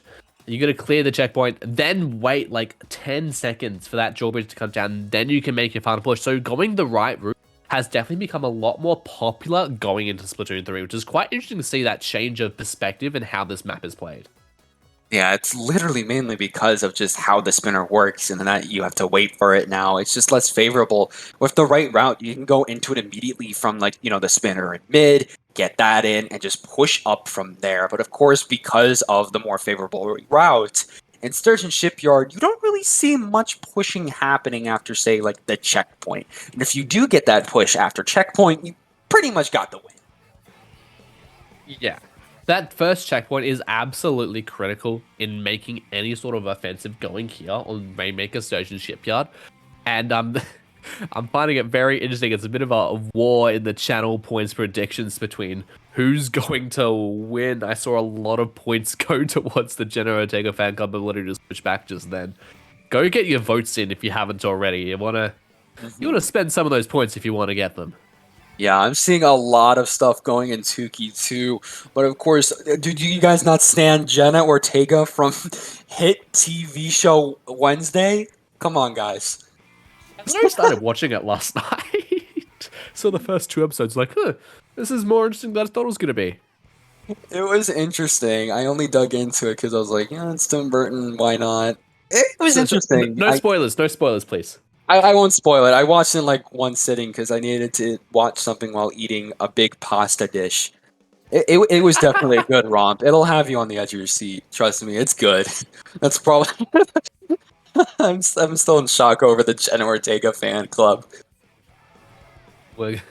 And hopefully, maybe they'll shock us all. And that as we go into the first map. So we're going to be starting on Rainmaker Sturgeon Shipyard, but after that, we're going to be going into Clamblitz Scorch Gorge. Now, they're actually quite similar maps in a sense. They're somewhat wide compared to some of the other maps. And Clamblitz and Rainmaker, you're both going to push. You're physically moving things. So they're quite similar map mode combinations. And even in these images, the colors are the same. So it's almost reflecting that they're quite similar in that sense too. Yeah, of course, Clams. It's just an easy push on that right side. You don't really see many teams going for the grades because why would you? You're just mainly pushing on that right ramp, trying to see if you can get many clams in, and if not, that's okay too. And the last one we have is Splat Zones on an unknown stage for you guys, but we do know what that stage is. It's Flounder, the GOAT. Flounder. Oh, there we go. We have the name. It's Flounder with a green screen. No, a blank screen is what I meant to. Oh, it's kind of green. Yeah, It depends how colorblind you are. we still need to get, the maps just came out. stuff still needs to be worked out, but we are seeing Splat Zones Flounder. I found pretty early on, my opinion of Flounder is, for some reason, I don't know what they did, but they just made a map that's really good in any mode you touch it in, even Clam Blitz, where I thought it wasn't going to be the best where the basket is. Still really good. Yeah, it's quite interesting to see. It's very rare to see new maps go straight into being a good and map road, especially when they're old rotations. But regardless of that, Sturgeon Shipyard returning from Splatoon 2, heading into Rainmaker, and we're seeing that Splatterscope come out as Splatterscope there. East versus Elite is going to be the two backlines you're going to be seeing on these two teams, but we're also going to be seeing a Splash from either side, as well as the Squeezer and Junior coming out from Tuki 2, and the Machine and Splattershot coming out from the side of Jenna Ortega Fan Club. Yeah, before I can even talk, Crab Tank immediately on the spinner, just trying to displace anybody on the opposing team, just trying to get some paint out there on the field. It is pretty in control, but not before another Crab on another spinner on the side of Tuki 2. This splash has got to jump out. That was a close call for Papa Hotel there. They're trying to get back in and see what they can do here, as Tart does have the Rainmaker and is trying to push it up here. 2 down on the side of Tuki, though. And the Tart is in the corner here. Can they get picked off? Yes, they do, but not before getting the Rainmaker all the way down to 75, as Faith is just trying to take control of their snipe area, make sure they don't get picked off here. Something I didn't tap into is the Squeezer might prove to be useful here with its splash walls. More on the linear sides of Sturgeon Shipyard might prove to be useful, but we're just gonna have to wait and see. As Spica is just pushing up here with, again, the splash wall, using protection. Trizuka coming out, trying to see if they can get any picks. They have one more shot left, but they're gonna shoot a block instead of, bodies, so they're not going to pretty much get anything there. And they gotta back up. There is another Crab on another spinner. They really love the spinners. It's a really good spot to use the Crab Tank because, it's just so high up. It's just got so much advantage. But that's 2 down on Tuki 2. Jenna Ortega Fan Club has the perfect opportunity to push in here and try to get some points on the board. Are they actually going for the left? They're going for the left. They're going for the left, but the Charger knows they're there, and they do take down the Splash, who is holding that Rainmaker there, and that's going to allow now Tuki to get a bit of turf control going back onto the field. Jenna Ortega Fan Club, they do have a nice lead of there at 69. Logan here from above using that Crab there to just push away the members of the Jenna Ortega Fan Club. And here we go. Then now they've popped that Rainmaker, and they're just going to look to possibly reset it into the midfield. They're going to look at taking down some players and charging up those specials, ready to make a counter push of their own. Yeah, Stan getting caught lacking by the splash. The sneak! It was so close, but not enough. But getting points on the board in this situation is what you want. So close to getting the Rainmaker just out of nowhere. I don't even know how Tart missed that, but they did. Getting the Wavebreaker out now. They gotta get the Rainmaker out of there. At least make sure nobody's coming for it. They're holding that position to make sure nobody is thinking of going on that left area again. They're just anxious now because of Papa Hotel and what they committed. They really are. And now that Rainmaker's reset, Tuki 2 is going to look at making that offensive, eyeing off the left path, but get taken out. They triple coming out from the stand there with the splatter shot.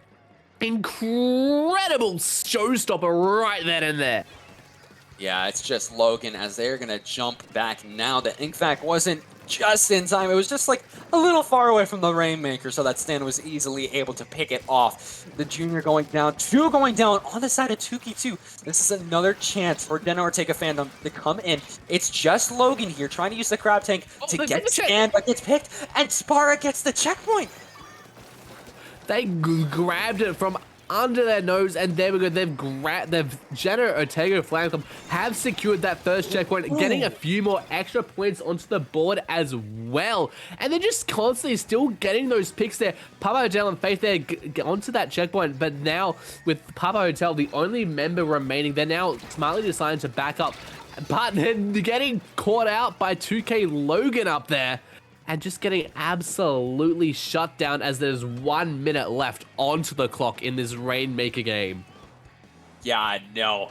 Tuki 2 has to find something here in order to push back and get the win. And they're 2 down yet again. They just keep letting Jenna Ortega Fan Club come in and wreck their stuff. Just keep getting caught, lacking over and over as they're trying to push in once again. Stan going on the right side here, using the Trizuka, seeing if they can find anything. Spice is pretty much just in a corner. They're going to have to go on the grates or a flank, distracting 2 of the members of Jenna Ortega Fan Club here. As Faith is just trying to stay alive from the crab tank. It is 20 seconds left on the board, and it is looking like certain doom. And the squirrel getting to the 39, getting a further lead. 2 down for Tuki 2. Tar gonna go down. It is just Spisa. This is not good. It's not good for Tuki 2 here. 3, 2, 1. That is GG's, and 2 get wiped from the Rainmaker pop. That is not what you want to see there. Tuki 2 were just not able to find their lives, find the picks, and just allowed for Jenna Ortega Fan Club to come in and take this first game. Oh, wow. That was getting that 3 players down close to the end of that game there really was rubbing the salt into the wound and just absolutely denying them of any opportunity to head into overtime. That was really the critical moment of that match when they're like, hey, you guys aren't going to make any form of push now. This is our game, and we're going to take game 1 of this set. Yeah, no, it's going to take game 1 of that set. Pretty simple here as we move on to Clamblitz Scorch Gorge. But before that, it seems I got something wrong. It was not Flounder for game 3. Instead, we're going to Splat Zones on Brinewater Springs if it gets to that point. Of course, being more of it's a small map. It can probably fit in your hand. You know, your spawn is basically like a little block, and you go down the ramp, and there's pretty much just the entirety of mid. The Incy little spider climbed up the water spout type of thing. Yeah, they're just really, really small, especially that map. The spawn is pretty much just right there at mid, and the spawn is not the best either. If you get the right push, you might just be able to spawn camp the opposing team unless they take that right little alleyway out, but even that can be watched. But of course, we need to mainly focus on Scorch Gorge here before I get too sidetracked by the new maps. Definitely. That was such a great start to the set. I for one was I saw Jenna team feeling like, I wonder how this match is gonna go. And wow, they did show me, and probably Tuki too is now re-evaluating how they thought this team was going to play. I know I underestimated. I'm sure a lot of you probably underestimated them. And now we're heading into game 2, and I'm going to this with a different mentality. I'm sure Tuki 2 is definitely going into this Clamblitz Scorch God that absolutely changed perspective of how they were maybe going to go into the map. Yeah, no, they actually have to think about, of course, what they want to do here. Of course, they need things that can be able to push in easily, because that right side, right under the clan blasket, is such a really good point to get. It's very crucial. We're going to be seeing the team comps coming out here. Tuki 2 coming out with the T-Tech along with the V Junior Squeezer and the Splatter Scope. But on the side of Jenna Ortega Fan Club, we have the Splash Machine Shot E-Leader comp. Definitely. It's just those E-Leaders and those Splatter Scopes really going to allow them to have a lot of control onto that field. But they're also going to got that middle tower in the middle, so they can manage to get control of that. That's going to give them even more control of the field. One of them going down, Papa Hotel being crab canceled, pretty sure, by the sniper or Spisa. That's going to be 2 down on Jenna Ortega Fan Club, as there is okay. Mr. Z getting that insane pick, but they're the only ones left alive. They got to either wait for teammates, but they're actually going to fight They are fighting Faith, but it's not looking good for them as they're gonna get picked off. Might not have been the best play for a sniper to take that fight, but Faith is going to try to push up here. They're almost at their Booyah Bomb. Trizuka coming out, same thing with the triple Ink Strike. Both really good displacement specials, being able to displace opponents as Faith is trying to get on top mid. Papa Hotel with the Crab Tank, being able to just oppress the opposing team. Getting the splatter scope just with standard fire, really good there. That's going to be an easy score. Here we go, easy score indeed. Now Jenna Ortega fan club get a good look to increase that score even more with the E-leader getting those extra clams into the basket, getting it all the way down to 59. Mr. Z though here is not going to allow any more members to get those points in, as now that basket is then secured, giving them a pity clam for them should they choose to wield it. And Mr. Z looking to get the come out from behind Papa Hotel with the splash, getting it onto Mr. Z, but Logan taking them down in revenge. But not before Faith being able to take that revenge shot on Logan, trying to push up with their teammates here. But the Splat Bomb cancel! The Splat Bomb cancel coming out from Tart. No Booyah Bomb for you. But Stan is going to be able to get them back. Splatter shot being able to successfully take them down as they're almost at the Trizuka, but they're at such a bad spot. The splash while not doing them any favors. Spice of it's just pick after pick after pick in this right alley here. It is just a bloodbath.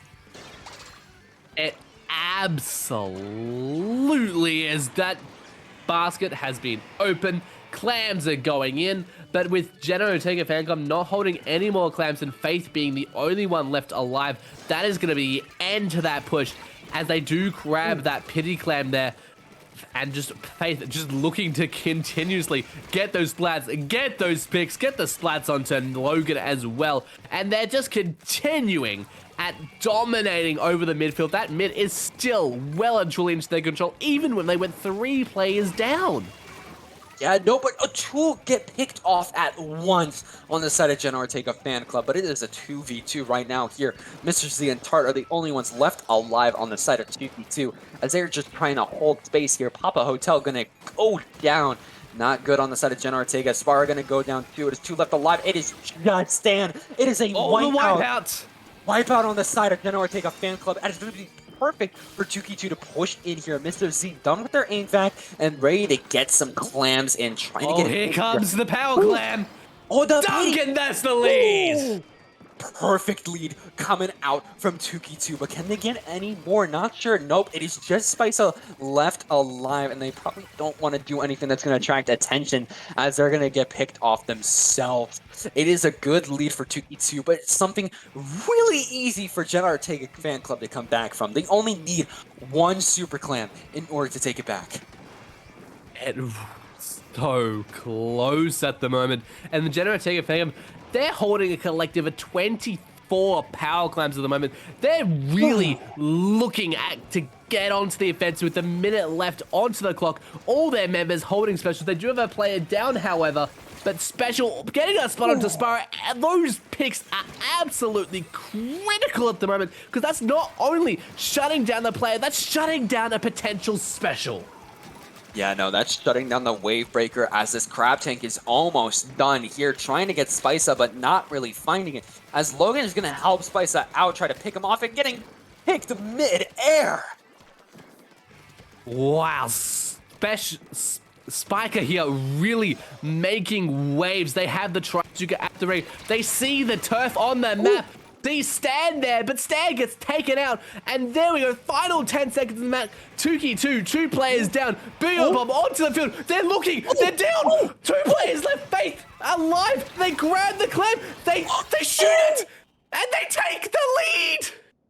Last second, they were all getting picked off, but it was down to Faith. They were swimming through yellow ink, but they were able to get the super clam in and get the lead. Insane play coming out from Jenna Ortega fan club. Gonna be able to take the set here and moving on to round 2. Oh my. I was not expecting Tuki 2 to go 2-0 against them. Oh, because if you weren't aware, this is... Oh, I was not expecting that heading into this match. I was expecting it to go the other way around. What a set! No, they are truly showing that you're supposed to stand and check out Ortega, or, or else. Well, it is a Wednesday. Oh my god, it is a Wednesday. you had you. Oh my god, I still can't believe that name. But congrats to Jenna Ortega fan club. Gonna move on to round 2, taking a set on Tuki 2, a Div 1 team. That's gonna be a pretty good result.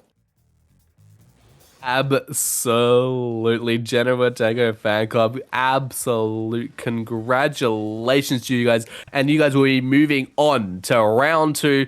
But unfortunately, this is the last match. This is the last time you're gonna hear from us today. Ah, that's tragic. But of course, where can people find you, DJM? Oh, you can find me wherever you want to find me. You can find DJM987 because someone already took 98, or you can find me on Twitch at DJM98, wherever you choose to find me. But where can we find you, NM? Of course, people can find me on Twitter and Twitch at Nidstar123. I post regularly on Twitter, and I've got to find the time to Twitch stream again. I'm going to try to find the time in like the next week or so once I'm done with finals. That's going to be really fun to do again. Yeah, I'll have to maybe tune into that. Next up, you guys will see Nawal Gaming versus Mysterial Ultraviolet Garfield, but that's not going to be with us. That's it for us today. Thanks for coming along, and the Great White will continue. See you guys in another day.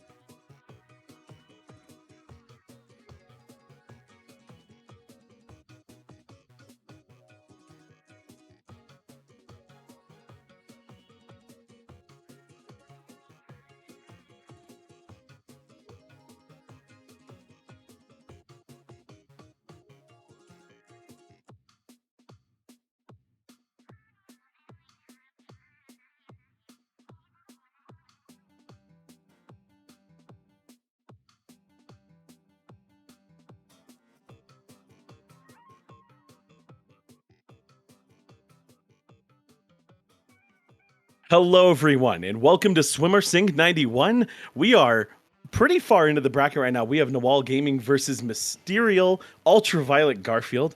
My name is Bowser, and I'm here with iMadMad. What's good?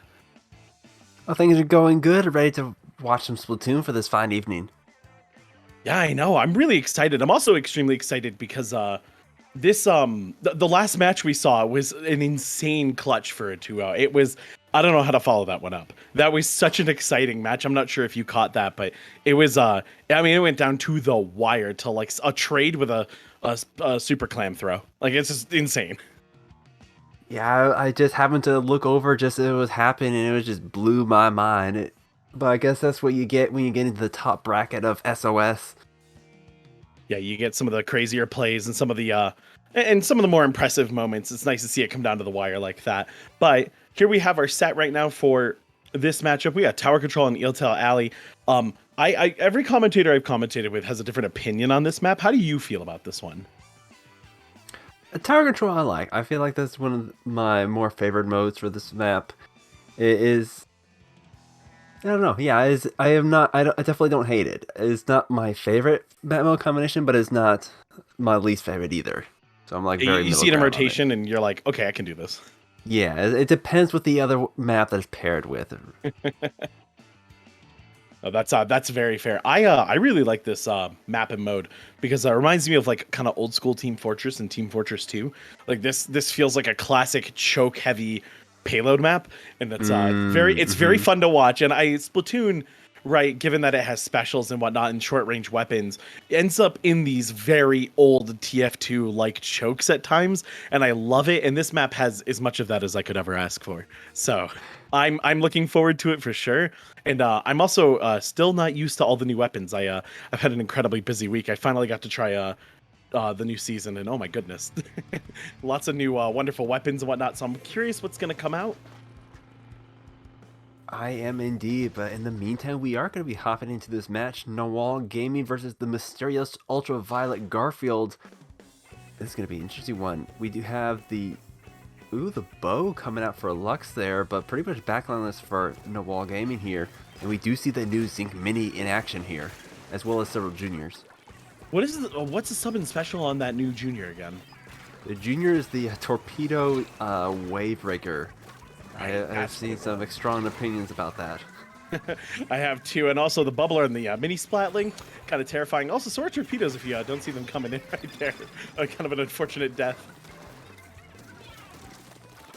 So far, just Nicodemus opted to grab the tower just yet. Okay, say that, and then Mysterious Garfield is taking it for that first checkpoint, but they are going to be grabbing that first checkpoint just a step away. They do lose a splash there and their bow, so that's gonna... Oh wow, that's a wipeout. Oh wow, I didn't realize how fast the team went down, and it started with Chopper there getting blasted. I wasn't really sure where that play was going, but a wipeout nonetheless. We like to see that as everyone gets back in order. I mean, these first two checkpoints, they're these are pretty big chokes. Although it looks like Mysterial's getting very stuck in the corner right now. Lux trying to get a position, but the Crab Tank's coming up, but they actually got through that checkpoint kind of clean. Oh my goodness. 2 checkpoints in already. They do lose 2 of their members, so that is going to slow them down just a bit. Looks like the Booyah Bomb just clearing them off that tower, and the tower is going to be resetting to mid for the time being. Yeah, no, I mean, that was a really good push. They got that kind of clean. Chomper right now. Not trying to get too pushed in by Yellow Team right now. But I mean, that was a really good first play. I mean, wipeouts get you everything, but to actually get to push up that far and get that choke there, smart play, good stuff. Again, what you expect at the Great White, but always lovely to see. Absolutely, we do see 2 more members of Nawal. That's 3 members going down. So now Mysterious Garfield is going to be pushing the tower right back into their base. Already through that first checkpoint, on their way to the second. With another member going down, that's going to be allowing them to keep that checkpoint and possibly blow right through it. They're getting close to taking that lead from Nawal here. Yeah, it looks like they will. And it was Nero, the Splash-O-Matic player, who went down, just like got roasted on top of this little pillar here. But it looks like Nawal's got their stuff back together. It looks like they got a position, but they do have to actually stop the push. That Crab Tank's going to prove a problem. But this is that mini splatling with the bubbler. You love to see it. Oh, who got that pick on the side? It was the Wave Breaker from Slacker. Getting to the last checkpoint is one of the most chokeholds of this entire map because you have just a narrow way. There's literally nowhere to stand but the tower. And so with the defending team, which is to sit up there and rain fire upon them before they're able to get the knockout. So they still have a chance at this match. So far, it is going to be basically a reset here.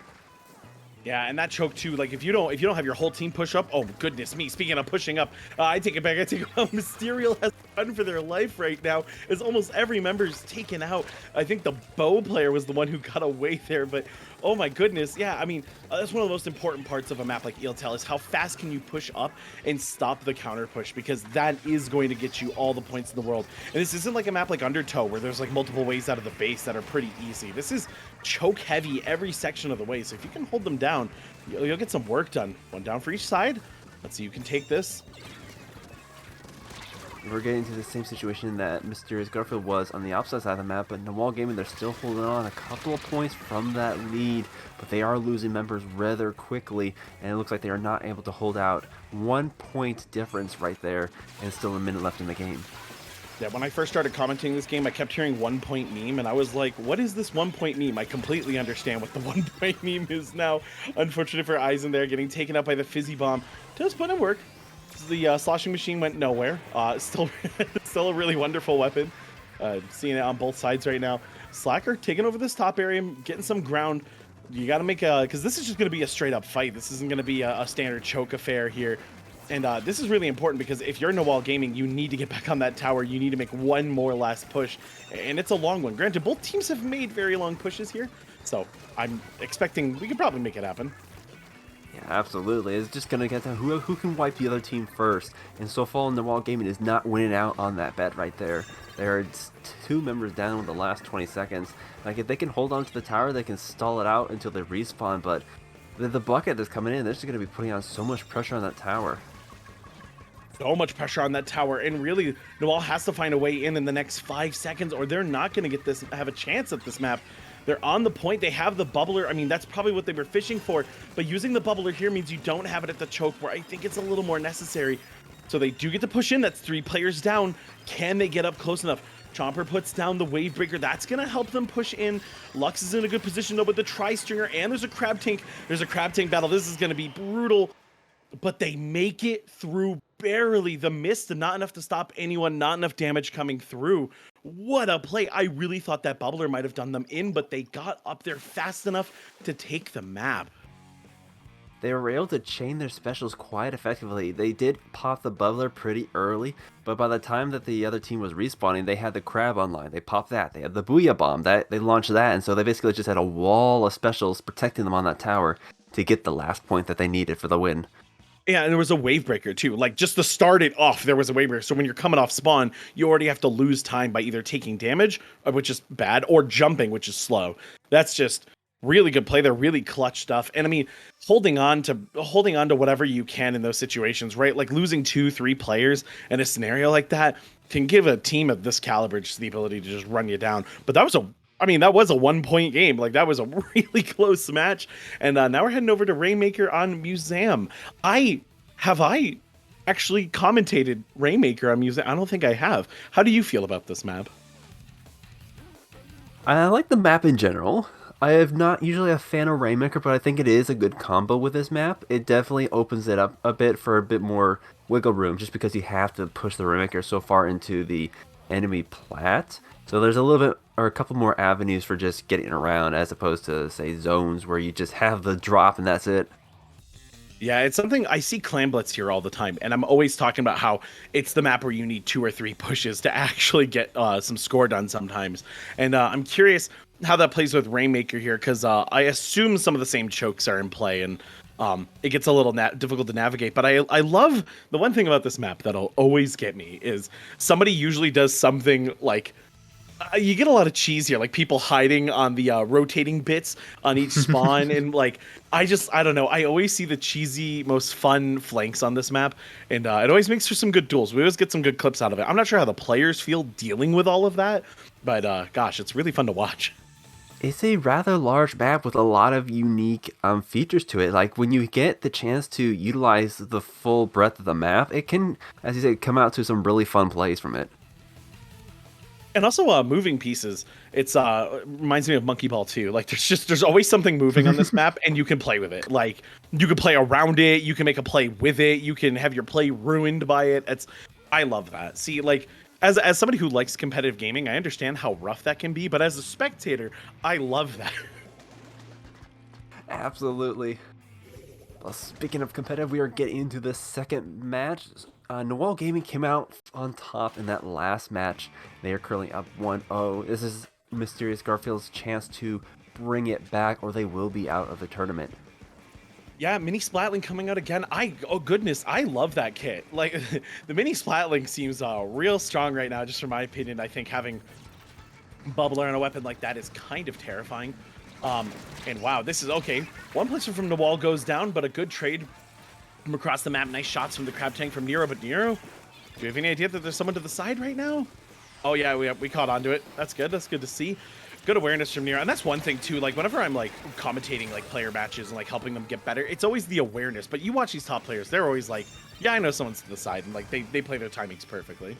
It's like, you know it's there. It's just a matter of keeping an eye on them and how much attention you want to throw to them. Because if they don't think you know that they know, we know.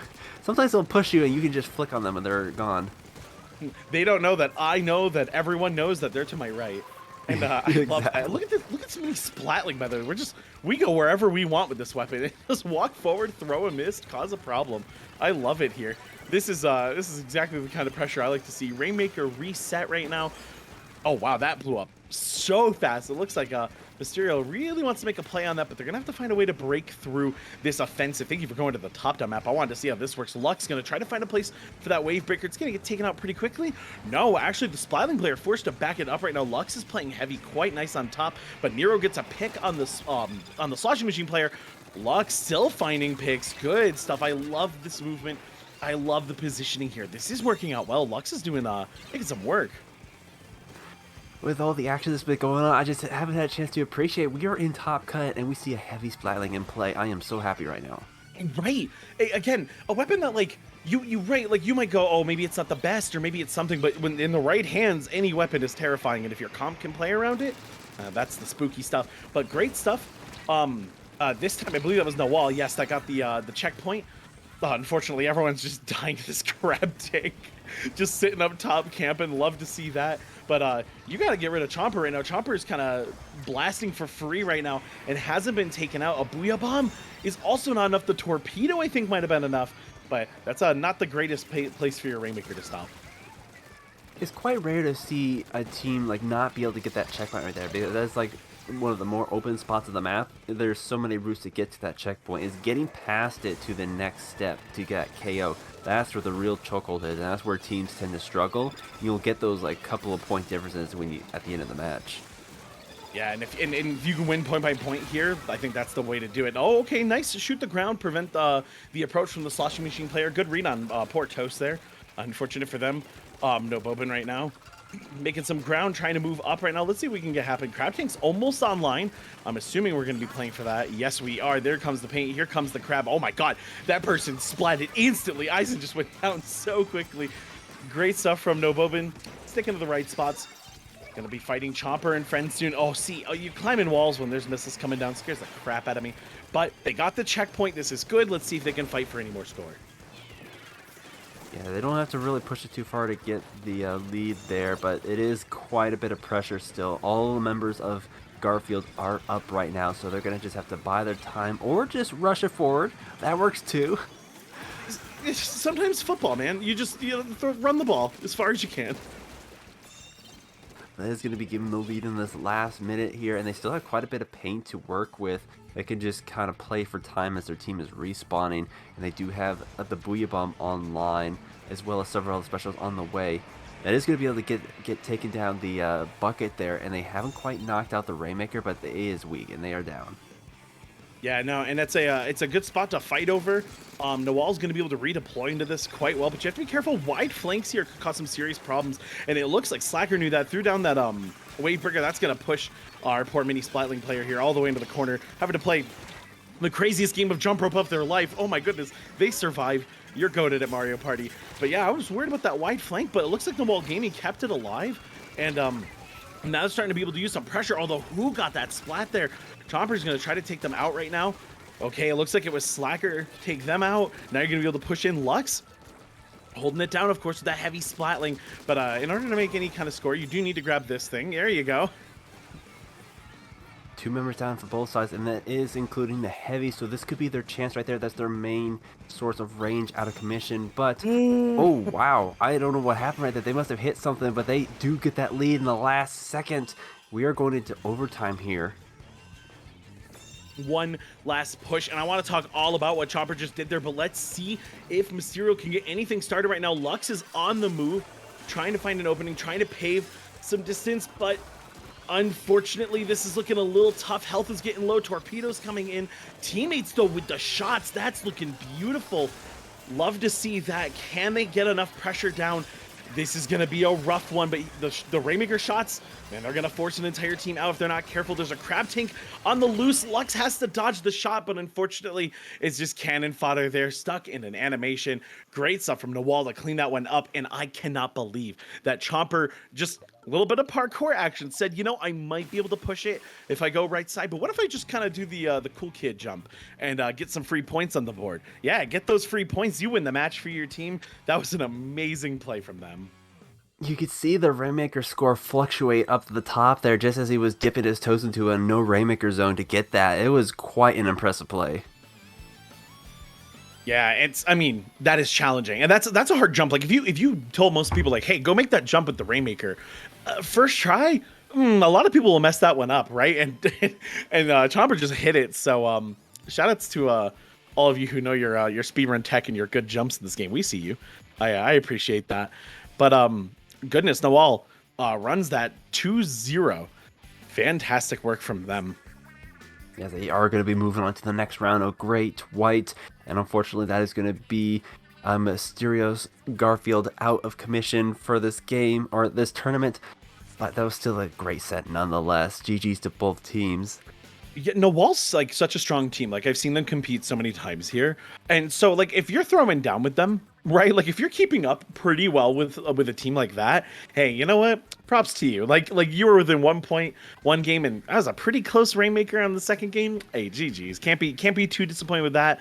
Of course, going home with an L always sucks, but you know what?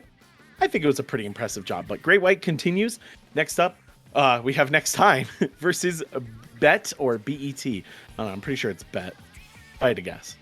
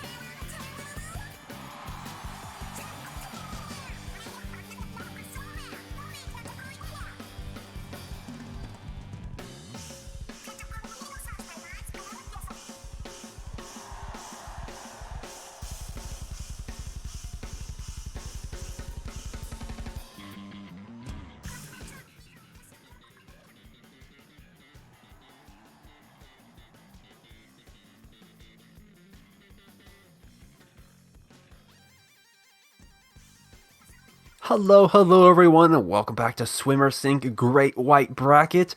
It is I, Mad Gamer II. I am joined by the one and only Bowser. Hey, what's good, everyone? Our next set of teams are going to be Next Time versus Bet. We have next time is a familiar face around here, and I think Bet has some familiar faces, but not necessarily playing together. I was gonna say, am I losing my mind, or do I keep seeing One Piece references like day in and day out recently? I see Straw Hat. I'm like, it's just always on my mind now. I'm gonna start reading it again. That's what's gonna happen. But no, this is gonna be. I think this is gonna be a good match. Hagglefish, of course, Splat Zones, one of my favorites. Y'all know I talk about this stage. This is my Smashville. This is my final destination. I love this place. And let's see what we got for weapons right now. Tell me this isn't like the PS2 Smashville default. I pick this every time of Splatoon 2. I'm just saying. Absolutely. We have some pretty similar comps coming out here. Different juniors. Now that we have another junior variant, we can see the different weapon picks coming out. Just slightly different strategies, but overall just playing the same game. I kind of like Wavebreaker on Junior because it allows you to make those like aggressive plays that it's good with, but so did Bubbler in a very different way. And while I love the idea of it, not having a Bubbler against a Bubbler comp can be a little rough, but this is Splat Zones where you can kind of fight on the outskirts for a bit and play to stall. Like, you can stall in this match. Although, oh my goodness, Luke, what was that? Just went and just clean house with a few players. We were in the middle of talking, they just ran up, drive by, they're out.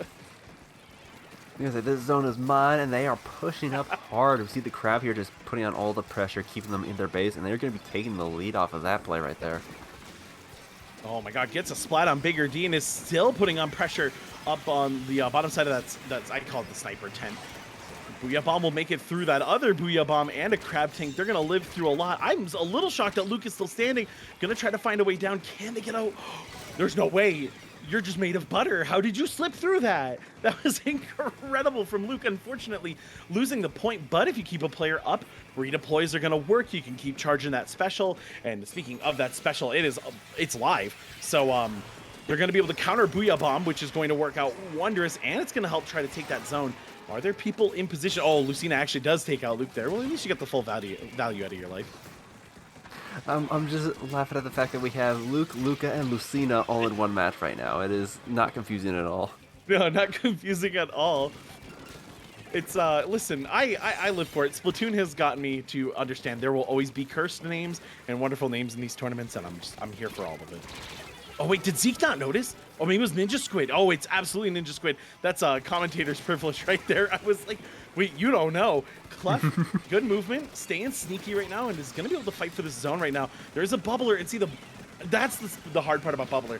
Bubbler on retake seems really strong, right? Like Bubbler on take, you just stall it out when you have it and you're defending. But if you need to play retake, the Bubbler's incredibly powerful, and I really like that. Look at the scrap though at mid, or rather around mid. It grabs a chunk of the zone and says, "This is mine now. You can't have it." It's mine. We do see the zone going back into next time. They still have the lead. It's just been a back and forth fight right now. Neither team has had enough leverage to hold it on for more than a few seconds. And with two members of next time going down once again, it's going to flip right back to Bet. Yeah, Bet stole that back so fast too. And I really appreciated the 52 gal player using every pixel of that grate there to try to fight there. But unfortunately, Crab Tanks hit kind of hard, and that became a bit of a difficult scenario to deal with. There's some good special coverage though coming from Bet. They're gonna have a Crab Tank up and a Booyah Bomb being sent out right now, and poor Luke's gonna drop into that and go down. Lucina with the superior Booyah Bomb plays right now, but yeah, they have a lot of resources and they're just ticking away right now. They have the lead, and they're just a few moments away from victory. The next time has to find a way to get in here right now, and Luke is trying very hard to fight that Crab Tank. They lost control. We're still in control. Oh my god, not another, really? Oh my. Okay. Oh. I was like, no, not another 1 point meme, please. Not the tournament I talk about it. It's just so often on zone, just like you can't get away with just the clean KO, but they are able to grab it. Bet taking the first match of this set. You know, the only two places I ever see clean KOs: Scorch Gorge Splat Zones and Wahoo World Splat Zones. There's a pattern here. Yeah, you're not wrong. You're not wrong. Cursed mids. That's the pattern. But great stuff from Bet there. I mean, next time had a dominant early strategy. I felt like they had so much momentum, and then Bet kind of slowed them down to a crawl, and then just kept it going. And yeah, unfortunately, Lucina really did just have the Booyah Bomb wins on every single Booyah Bomb, because after like the first one, Luke went down on every Booyah Bomb, which is a really tragic trade to have happen. And there's nothing you really do. You kind of just fall and into damage. But I mean, Bet really held on there. I think they did a fantastic job, and I'm interested in how they play it next, because we're going to Mako Mart. You know the vibes. It's tower control. We all know this map. You know this map. Your whole family lineage knows this map. People in future generations will still remember the layout. We're here. Yes, it is definitely one of the most well-known, maybe not the most popular, but it is quite a different set of circumstances from the Hanklefish that we just saw. A bit more tight, a bit more narrow, and it is tower control to boot. So I'm curious to see whether we'll be seeing the double crab come back, but I have a feeling we will be seeing some more bubblers in general.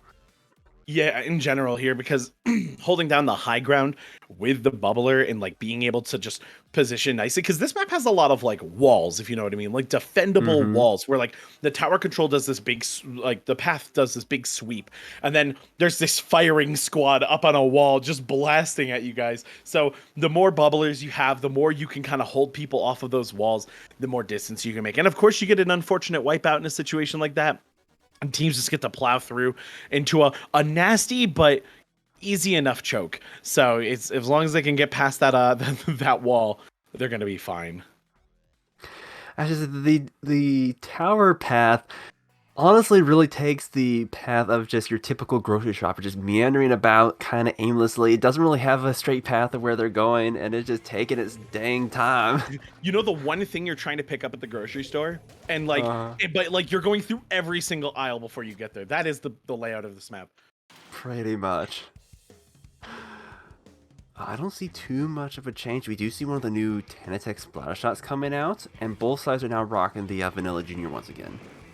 I love to see that. Inkstrike's fun. Like it's good. Like I know it's good, but if it isn't just super fun to use, unfortunately next time a player goes down pretty quick. I kind of wish I knew where that happened right now. Clef going pretty hard though on that right side of the map, just trying to control that alley, force Zeke and Luke out. That's actually really huge, because Bigger D and Lucina right now are pushing on this south side of the map and getting some good early progress. Here comes that bubbler. Here comes that wall. That's what I was talking about. As bubblers engage, they take that first checkpoint, but they can't really stand up against the Booyah Bomb. It is going to be pushing them out and taking them down, effectively stalling all that push as next time is pushing back in. But Bet, they still have control of the tower. They're so close to that second checkpoint, and that is going to be 2 members of next time going down.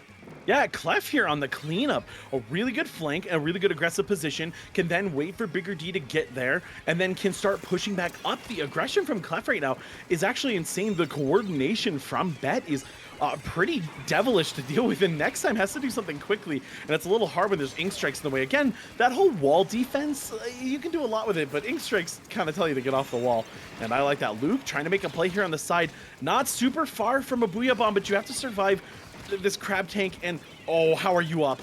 How are you up? Luke just got away with murder. I can't believe we saw that live. Can't get another one though. Clef though steals it back up before that Booyah Bomb gets used. Oh, this is madness. I love this. Just members going down left, right, and center, but next time is the one in control of the tower right now. They pop that bubbler, and they have that first checkpoint ticking down. With the splash going down, that is going to give them a man advantage, but the Junior going down as well, that is going to be their next bubbler out of commission for just a little bit, but they are able to grab the checkpoint out of it. Cena barely jumps out of that. Barely gets to the iframes. And now actually has a really good position to tell this crab tank to go somewhere else for the day. Unfortunately, though, someone else got a hold of Lucina. It was Luke, who got taken out once again by Clef. I'm starting to see a pattern here. Straw Hat gets taken out by Zeke. And Zeke right now trying to find a good defendable position to not allow a team to get set up. But there's Clef with the ink strike. I mean, that's going to tell your whole team to scatter. As long as you don't go down, you can make a play happen from here. This shouldn't be too difficult. Next time in control of the tower, but not quite able to get the checkpoint just yet. They have the crab going out, the booyah is going out, the bucket goes down. That is going to be their main source of chip damage, but the bucket goes down for next time as well, so it's now just a fight for the tower now. They do get the checkpoint and the lead out of that, but they were able to take 3 of Bet down with it. I don't think they're done yet. No, they're not. They're still going. Luke is fighting for their life right now, and there's a flank coming from not over there. This is great. This is huge. That's a lead, and you're at the next checkpoint. Oh my goodness, can Bet do anything to stop this right now? It does look like they're going to get people off the tower temporarily, but Zeke is still alive. You have to clean up this backline because Zeke's going to cause so many problems for your team, and that's going to stop any kind of progress you could have made from those picks. They are able to finally take down Zeke, but that was such a large stall for time that all of next time is back with a bubbler on the tower. They weren't able to get the check. They weren't able to get the checkpoint just yet. So now they're just going to bombard it with all the Zukas in the world. That's going to take down the 3 members of next time and hopefully completely clean them out of their base. I didn't know this was Call of Duty. There was so much aerial bombardment going on there for a moment.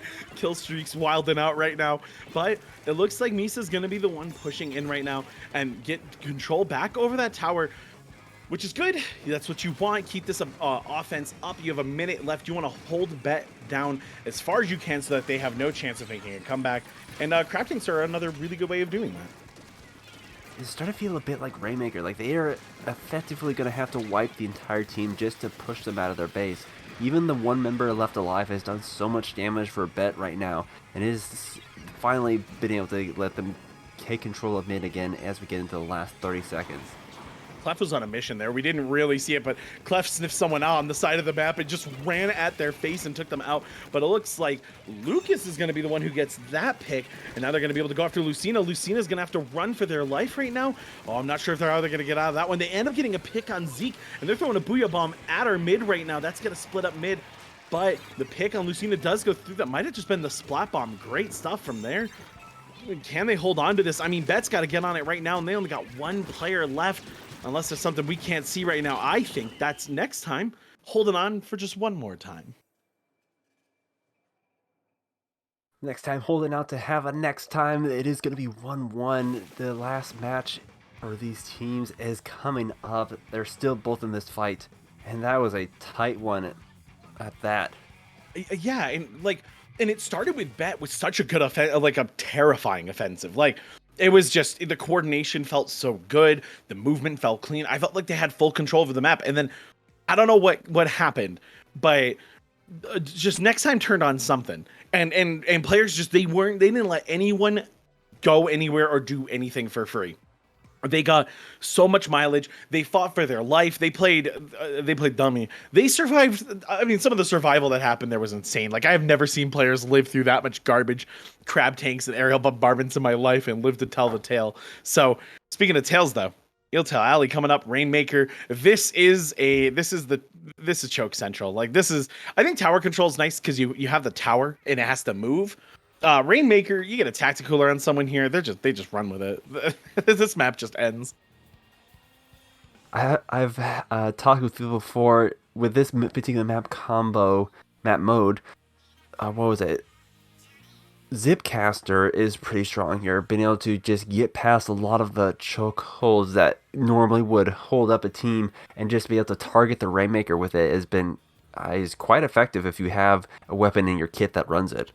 And also clears a path too, right? Like, exactly. That gets people out of your way. And with the new Slosher that has Zipcaster, that'd be a terrifying strat. I hope I get to see a team put that to good use in one of these tournaments coming up, because that'd be pretty exciting. But yeah, you're right. Zipcaster here seems really strong, and both on offense and on defense. And I'm curious what compositions are we going to see? More bubblers come out, or less bubblers, excuse me, and more of like the Wavebreaker juniors. I'm curious how they're going to use that. I see someone in chat saying Zipcaster is terrible. If you ever make fun of Spider-Man in my chat ever again, I'll have you know, I'll 1v1 you, and I don't know, probably not Splatoon. I'll get bodied.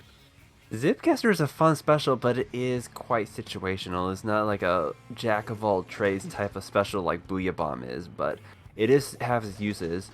But I don't think either team is going to be running it this time around. We do see, actually, that team is running no junior whatsoever, so neither the custom or the vanilla here. They're going to go crabs. for the double crab, but they're bringing out the splatter shot with Ink Zuka as well this time. And I think, and I'm curious why Inkzuka here, like, because it's good, right? You're good if you're a good shot with that weapon, you're gonna make people upset. But I'm just curious what the logic is, like why the player chose that. I'm gonna be really curious to know more. But here comes our first push. Oh, Lucina getting a little lost in the sauce there. Lucas ends up getting that splat, but then Lucas goes down to someone else, Bigger D now, starting to move in. Yeah, I'd say going this right side's probably a little bit safer. But Zeke finds you, 52 gal. Rat-a-tat-tat, and you're dead. Zeke's on a roll right now, actually cleaning up quite well. Yeah, they had quite the early push there, but losing the two members there is going to call the stall out. That being said, the Zuka's coming out, cleans up Zeke right there, and they're going to be just pushing right back into mid. The Rainmaker's going to be resetting soon, unless they're able to push in hard here. No, it is going to reset. They do take out the Junior in the time being, though. Yeah, I mean, if you can't push up all the way, you know what? Just get a defendable position where the Rainmaker will be. The enemy team either has to grab it, which is sort of suboptimal most of the time, or fight their way back in. You just take the position you can. Unfortunately, that's 3 people down from Bet, as Lucina's fighting for their life right now, goes down, and that's going to be a pretty easy checkpoint. This is a bad situation to be in if you're Bet. You don't want to have that many people go down.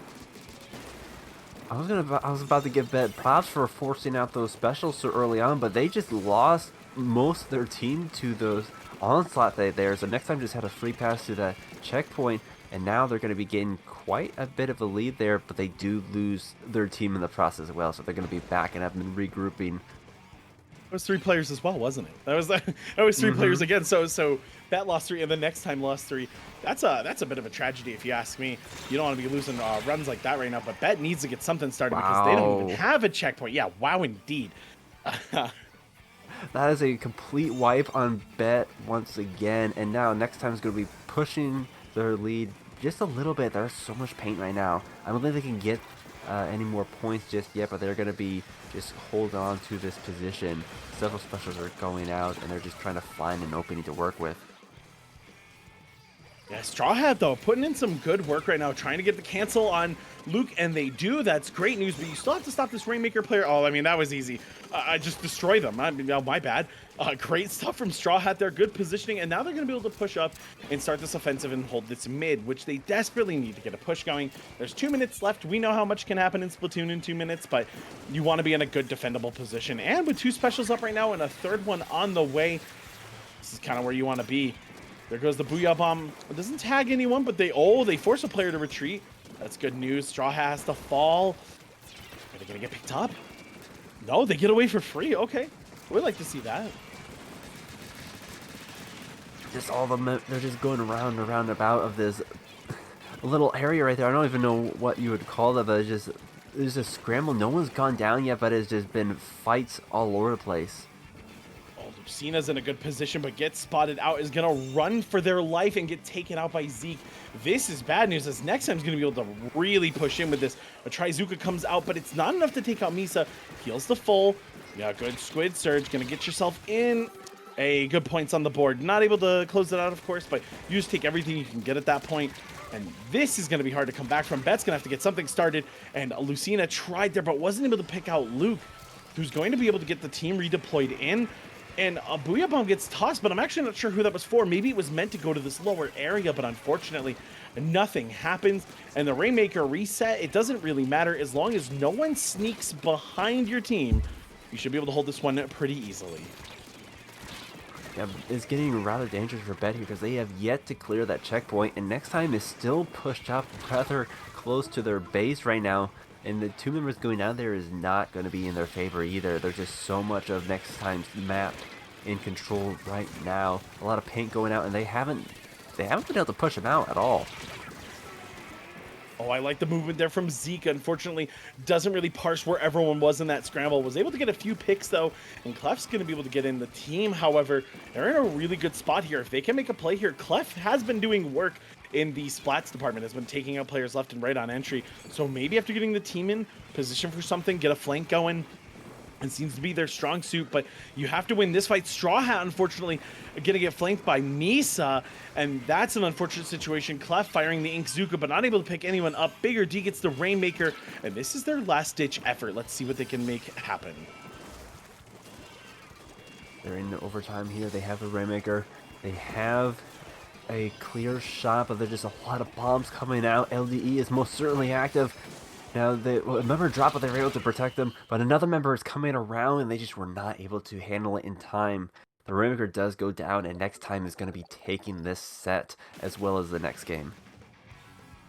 Yeah, I mean, what else is there to say? I feel like the rotations from next time were just better, right? Like the movement was better. They got around. They held you off, and I think that was the right play. I felt like what Bet was doing so well before was they were finding those collapsible points. They were getting the baits, and they were able to move around the enemy team well. But here next time just kind of ran laps around with them and sort of just shoved them into the ground. And maybe it's an unfamiliarity with the map, but it felt like the strongest parts of Bet's offense were never able to get off the ground, and that's brutal. That's a rough way to go out, but you know what? There's a lot of potential. We saw Bet make a lot of cool plays. So again, great work, good stuff. But next time we'll be moving on for one more time, maybe two more times, because I don't actually have a bracket in front of me. I don't know where they are.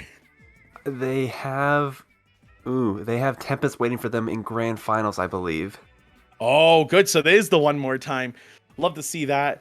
And first map is going to be Clan Blitz on here it is on Museum. And that's the one. That's the one I talk about too much that I really like. But I love it. I love watching fights here. It's always a good time. And then there's Sturgeon Shipyard though for zones. That should be exciting. Oh yes, another classic. But I think we're gonna take a quick break here. I'm waiting for production to whisper in my ear.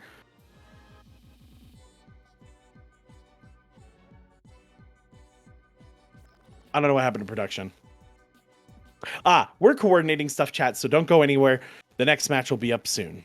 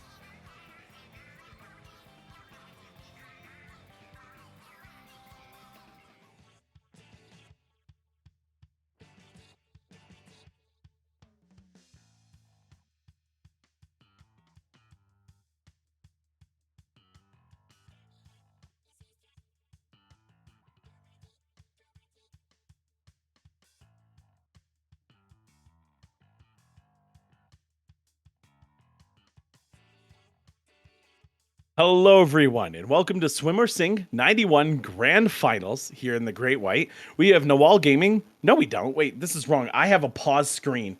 This is Grand Finals. Nawal Gaming is not here. This is going to be Tempest versus Next Time, our top two teams of this tournament, facing off for the final top five, the winnings, and all the grand prize and all that. I got my Discord and my Twitch window messed up, so I was looking at my pause screen from like 30 minutes ago. How's it going, everyone, though? My name is Bowser. I'm here with Mad, and we've been watching some really good Splatoon, and there was really good Splatoon all the way up to this. I have not been disappointed at all with Swimmer Sync, or realistically, any of competitive Splatoon 3. It has been top-notch, fun, every single bracket I have watched. It has been incredible. So, you're in for a good one right now when we're going to a museum here for Clam Blitz. It's going to be an exciting one. We were talking about earlier just the full utilization of the different contours and little features of the map. And I think Clambless especially, because you have just so many clams over the map, but then you also got to get it in the basket and just trying to find a good avenue to get to the enemy basket and not die in the process. Yeah, lots of moving parts. And again, I want to see some rat plays. I love when I'm playing Call of Duty, I hate a rat. But in Splatoon, competitive, I love watching someone do something sneaky, play somewhere cheeky, and make a good play. And I feel like this is the map to be cheeky on. So let's get into it. Let's see what weapons we got tonight. Oh, wait, excuse me. Is that an Octobrush? That is Octobrush indeed. and Grands? Yes, Red Shell is our resident brush expert. We're going to be seeing a lot of different brushes from him, I believe. Yeah, I'm curious how this is going to be used, because we were talking about earlier Zipcaster, and we're fans of Zipcaster, but it's very niche. But I feel like if you're bringing it out in Grands, you're either confident or you're having a really good time, and I'm down for both. But Hey, who says you can't have both? why not Por qué no los dos? Right, we're here to have a good time. Look at the setup though right now. Next time is double walls. This is getting a little crazy. They're gonna be able to make a play for the basket here pretty soon. If they had clams, there's 3. There's a super on the floor somewhere over there. They had the power clam, but then unfortunately just didn't quite get close enough and just whiffed the basket, and then just the bomb finished them off. Yeah, that's like worst case scenario. Your whole team wipes out. You miss the throw. It's just you get nothing. It's so sad. And then Tempest strikes back immediately, and they're gonna actually be scoring pretty nicely off the start here, getting a few more clams. I'm not sure if Phoenix is gonna be able to get these in. Well, actually, no, you're gonna get them all in because everyone is dead. Next time, completely splatted out. This is great news if you're Tempest, though. Phoenix needs to get some ink in the tank for this. That's like this isn't low ink. Come on, this is Swimmer Sync. Get it together. We did see Red Shell zip past in the background with his Zipcaster. I think he is responsible for several of those picks at the wipe right there. And they are still going strong. Still 2 members of Next Time down, but the basket is getting close to closing right now. That was, let's talk about strong plays. Next time whiffs, very unfortunately. And then just in case you weren't embarrassed enough, then Tempest just comes in and destroys your goal all the way down to 29 remaining. That sucks. It's not a knockout, but damn. It is not a good start. That is going to be another wipeout right there. Tempest is not, or no, Next Time's not having a good time right now. Production, I need a picture of the score screen after this match. I need one. I need to know how much paint was shed in this match, because it is insane right now. I want to see Next Time get on their feet. We know this team is good, and we know this team has what it takes. But oh my God, you don't want to go down swinging like that. And Zeke's on a mission right now. Oh, and ends up getting away with murder. Takes out 2 players and gets some clams for the go. This could be the push that Next Time needed. Yeah, Zeke was just not happy with the results of the last 2 bouts right there, and just wanted their last pick on that junior. And they are going to be getting the clams in, but not quite enough for the lead. And it's going to be cost them 3 of their members in the process. So they're going to have time to regroup. But that's still a nice play to come back from after the absolute domination that Tempest had in the first half of this game. I'm being informed now that we don't actually get a score screen. So hopefully someone knows one of these players and can get me a picture of the score screen, because I need to know. I need to know what happens right now. Look at this play happening on the bottom side of the map. Phoenix playing in a bubble for their life right now. Just holding on to a power climb. Everyone knows where you are when you have that. So and that can be a pretty spooky position. Ends up getting a chance to leave and a chance to sneak up on someone. You should not be sneaking up on anyone with a power clam in your hands. Oh my God. There's a big old beacon say, hey, I'm coming at you. I'm on my way. Oh, okay. They sent the iMessage with the GPS. They were like, yeah, I'll be at your house in right now. But it's going to be 2 power clams in the next time's possession, and then they get sent back to spawn. Oh my goodness. It's, what happened? Like, this match was just in Tempest's favor, and it still is in Tempest's favor. But it's just everyone's dead. Everyone's body has left, or spirit has left their body in this match. Every time I look back, like 2-3 people, like there we go, 2 different sides of the map, 2 different people go down on different teams. Red Shell's got Zipcaster. I'm wondering when that's gonna get popped. And Red Shell's been making plays too. I'm actually curious what's gonna happen here. Oh, that was some movement. Hold on, hang on. Was that spectator lag or was that some cheeky tech I don't know about? I'm gonna chalk that up to spectator. I think what they did pull off a nice the squid roll right there off the block and just onto the ledge, but we just didn't quite get it. It was so fast. It was like a flash play right there. So frame perfect that you look like you're locking your animation, you're T-posing or something up the block. We love that. Exactly. The last 30 seconds, and Tempest is back where they started this match, just in next time spawn, just keeping them out, or rather keeping them in, and just not letting them get any more footing off here. They have 0 clams to their name, and I don't think they're going to get an overtime out of this. No, I don't think they are. I mean, unless there's something hidden that we don't see right now. There's nothing for them. And this is just Tempest going to town. 2 of their players go down. Phoenix is still up, though. And yeah, there's no clam. Not enough time to get anything started there. That was crazy. Tempest put in work. I mean, the middle to end of this match was just an absolute slaughter. But Tempest just took one mistake. There was one mistake by next time. And then Tempest just put them into the dirt. 6 feet under. They said, have a nice day. I'm blown away by that. That was incredibly impressive stuff. And yeah, I would love to go and see the Octobrush replay.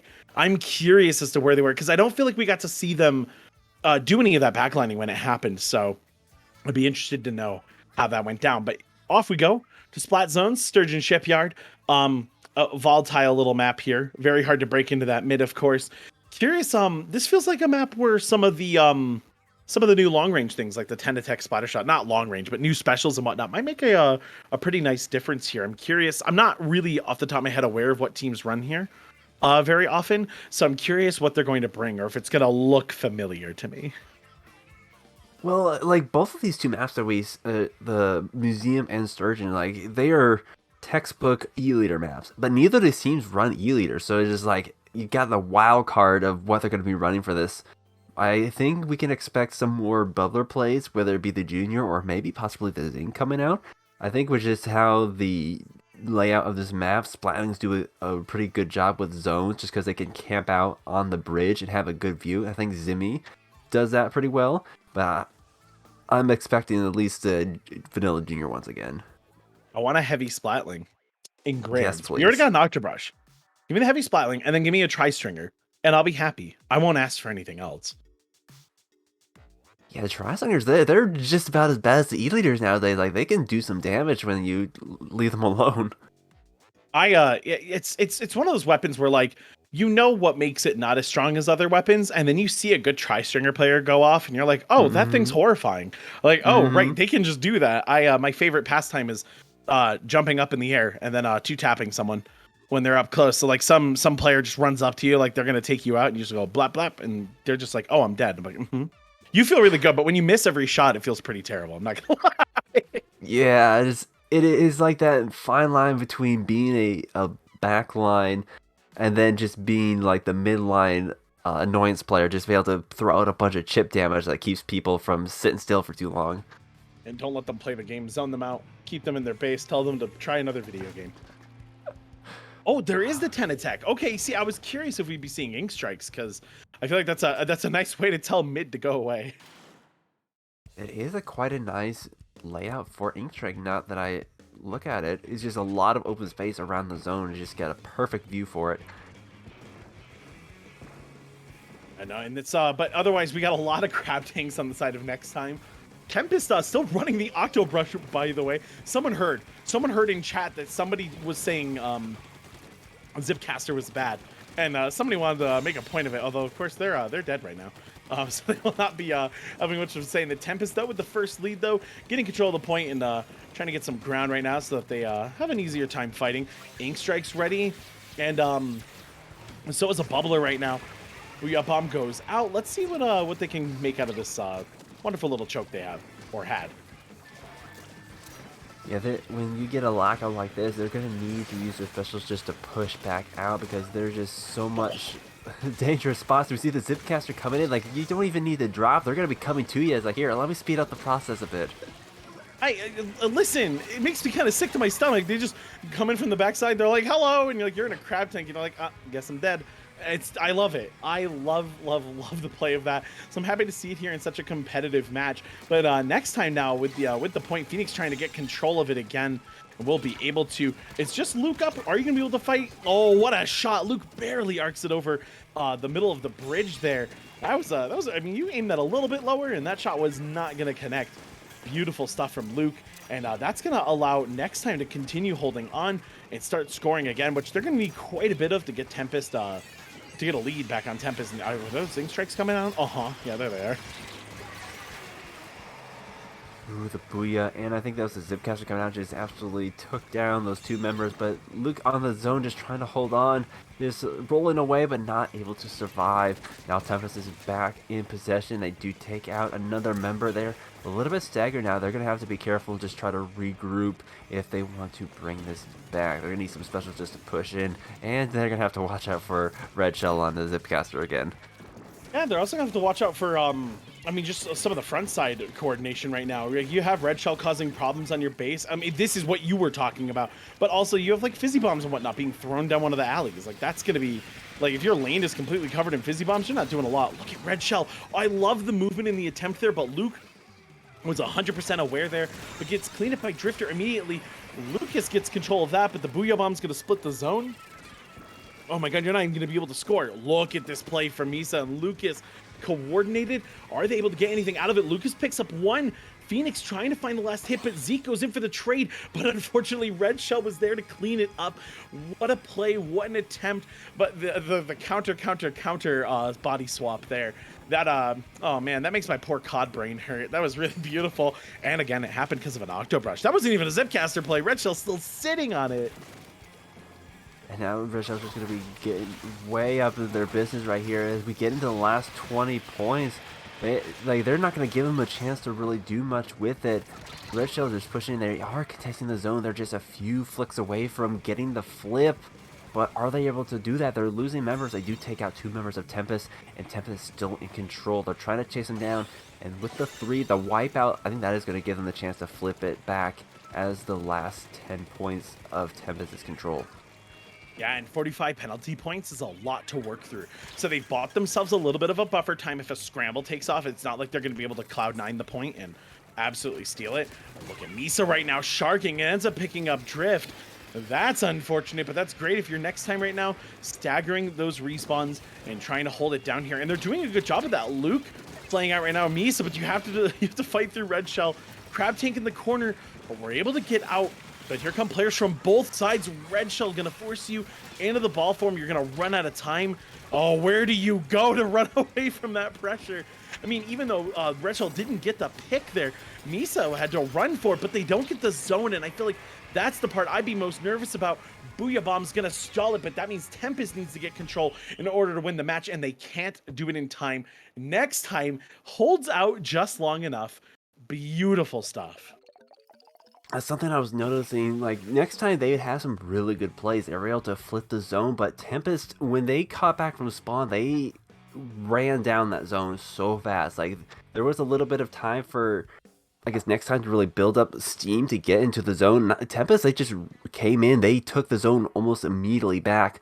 But then that last play right there, next time they pushed a little further forward. They did a little bit more aggressiveness. They took a page out of Tempest's book, and they just held them out. They got the picks that they needed to stall them out, and that just gave them the KO that they needed to take that game.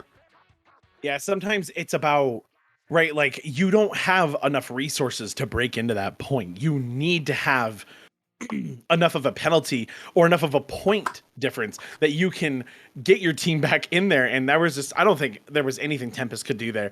There was just not enough left in the tank. They did try though, and of course, you know, they were able to break the point once, but they weren't able to like fully maintain the point and get a penalty of their own to work through.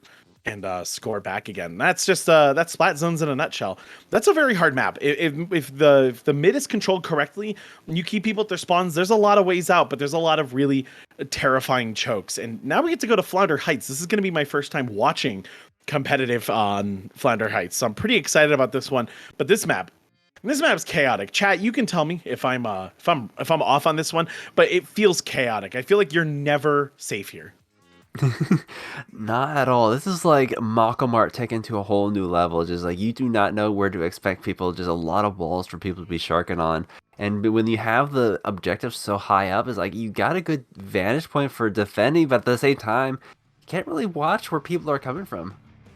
See, Falco Flyer in the chat saying, "Newsflash, it's awful." If there's someone I'm gonna believe in the chat, it's Falco.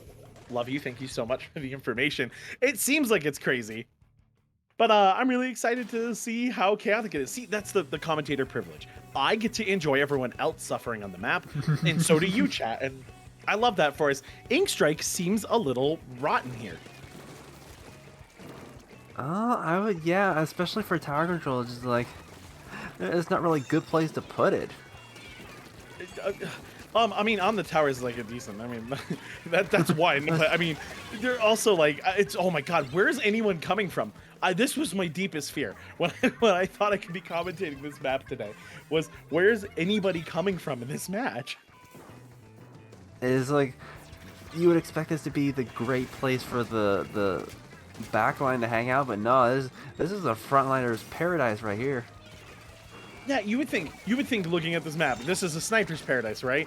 No, it's sloshing machine paradise, clearly. Goodness me. Luke making some moves here, trying to get a chase here, trying to pick this last member. He ends up picking up Phoenix, but Phoenix ends up getting someone. Red Shell not able to pick that one up either. That's a little tragic. That's going to be really good news for next time, as they're going to be able to get on this tower and actually start moving through this checkpoint. They do get the first checkpoint. They're almost to the second checkpoint. They've been able to hold it on. Like Tempest has been able to hold it, take it back, but they are just very slowly inching their way towards each of the checkpoints. They're getting several members down as they go. 3 members, just Red Shell remaining. I think this is going to be the third checkpoint in their favor as well. Yeah, and players like Zeke right now just holding on and getting so much work done for their team, finally going down there, but the redeploys helping a ton. But Red Shell with the Zip caster play right now and gets a wipeout. Beautiful teamwork there. Hopefully that gets something started right now for, I think that's Tempest. Or I think our colors are no longer correct and I no longer know who's who. But this is, I mean, this is good. This is good if you're orange team. These are my favorite colors too. I love this. Yes, Tempest is the hot, and next time is the cool. That's the general gist of it. But now Tempest control the tower, and they are slowly making their way through that first checkpoint there. But we see Lucas here just chucking bombs at it, trying to stall them out, but it's not quite enough to keep them from getting that first checkpoint. They're gonna have to basically work through what next time just did, but with it, they basically lost their bubbler player, their junior, right there. So now Red Shell is going to have to just clean up and I know why they're called Red Shell. Goodness, they just go at your face and take you out. I'm so shocked that they survived the killer whales that kind of jumped straight at the enemy and getting a bunch of picks there. This is great news, though. Unfortunately, not able to hold on the point any longer, stopping at 46. Tempest has a bit more work to do with 2 minutes left on the clock. Plenty of time to do so, as next time sets up their offense and trying to hold back Tempest. And I think, and Matt, I think this is looking pretty good if you're next time. I think so too. You know, your last 2 minutes and they have solid control of the tower. Just thinking like this map is not that big as compared to some of the other maps, but there's a lot of places where like you can just have fights that are just completely removed from the objective. This is a filler anime episode. Like you're just like the main story's happening somewhere on a corner of the map at a checkpoint, and there's 2 players having the filler arc of a lifetime over in Bufu, Egypt. Like I never know what's going on in this map. I was like, man, did I like this map back in Splatoon when I remember it being chaotic, and I'm like, yep, this is about what I remember. It's some time to getting used to. Like we're used to every other map. Like even though it's a returning map, I don't know. But Tempest here getting the lead off that. Not quite able to take the checkpoint, but they do take the lead in this last minute. Hey, wow, yeah, no, I'm really happy that Tempest was able to get control of the situation here. Again, look at how many different fights are going on. You can even just see from Enri's camera here, like there's somebody fighting on one side, there's someone on that like far platform that like can only look over here, and Zeke right now trying to get some ground down, trying to get some coverage. Again, you don't want to let the enemy team in, and I don't know how you defend to this point. This sucks. This mid is terrible. How do you survive this? I'm shocked that Zeke sniffed that one out. Great work from them. Next time he's going to be able to make some moves here. It's actually a really important push for them, as they seem to have control over where everyone is, which is, I think, probably the most important part of this map. The last 10 seconds, next time's in control, they're trying to push that tower, but that's going to be a wipeout. I don't think they're going to be able to come back from that. No, I don't think so at all. It's chaos. Where's Falco? You were right. It's chaos. It's this is just the this really is the anime map. This is you got filler arcs, you got main arcs, you have the drama, the chaos. It's everything. It's everything you didn't want when you were trying to finish One Piece and catch up, so that you don't get spoiled on Twitter. Goodness, yeah. Is there a mode? Chat, please answer for me, because World of Warcraft has consumed me. Is there a map mode, or is there a mode on this map that's like not like that? I need to know for my sanity. I was just like, imagine Clam Blitz. Like tower control, you at least have some focus, but like Clams is just gonna be all over the place. And that was a mode that we didn't even have in Splatoon 1, so it was like. So chaos tenfold. So Clam Blitz is the slice of life anime on Flounder Heights. Okay, we have just our normal shonen going on in tower control. All right, this is good. I'll keep this in mind as I keep learning about this map. But thank goodness we're off to one of my favorites, a very fun map to watch, Rainmaker on Scorch Gorge, where we can expect some standard chokes and some fairly standard plays. I'm excited about this one. For just my rating for what makes a good map, what is a good playable map, and this is kind of biased because I am a Splatling main, but yeah, I think Scorch Gorge is definitely on the top end of it. It's a pretty good map to both watch and play on. It's the maps you get, like Eeltail, you get Hammerhead, Mahi. They're so narrow. There's not too many avenues to get out of spawn if you're getting locked down. But then at Flounder Heights, it's crazy, but there's options. You can make a play to get out of spawn to make a comeback if you need to. And the mid is unlike everything that just happened on Flounder Heights. The mid is a fairly aggressive mid. It's kind of standard Splatoon dueling. You get a lot of ring around the rosy scenarios. You can go over the top. It's nice. It's fun. It can get dangerous to go over the top, of course, when the Rainmaker's about to blow up. But it's just solid. It's solid Splatoon. And Tempest is only one away from winning. So this is really going to be a fundamentals check for next time. They lost on Flounder Heights, but I with how well they played on Sturgeon, I feel like if their fundamentals are here and their coordination's here, I think Scorch Gorge is going to go. Could go pretty smoothly, but we'll have to see. And of course, we got compositions coming up. What do we got?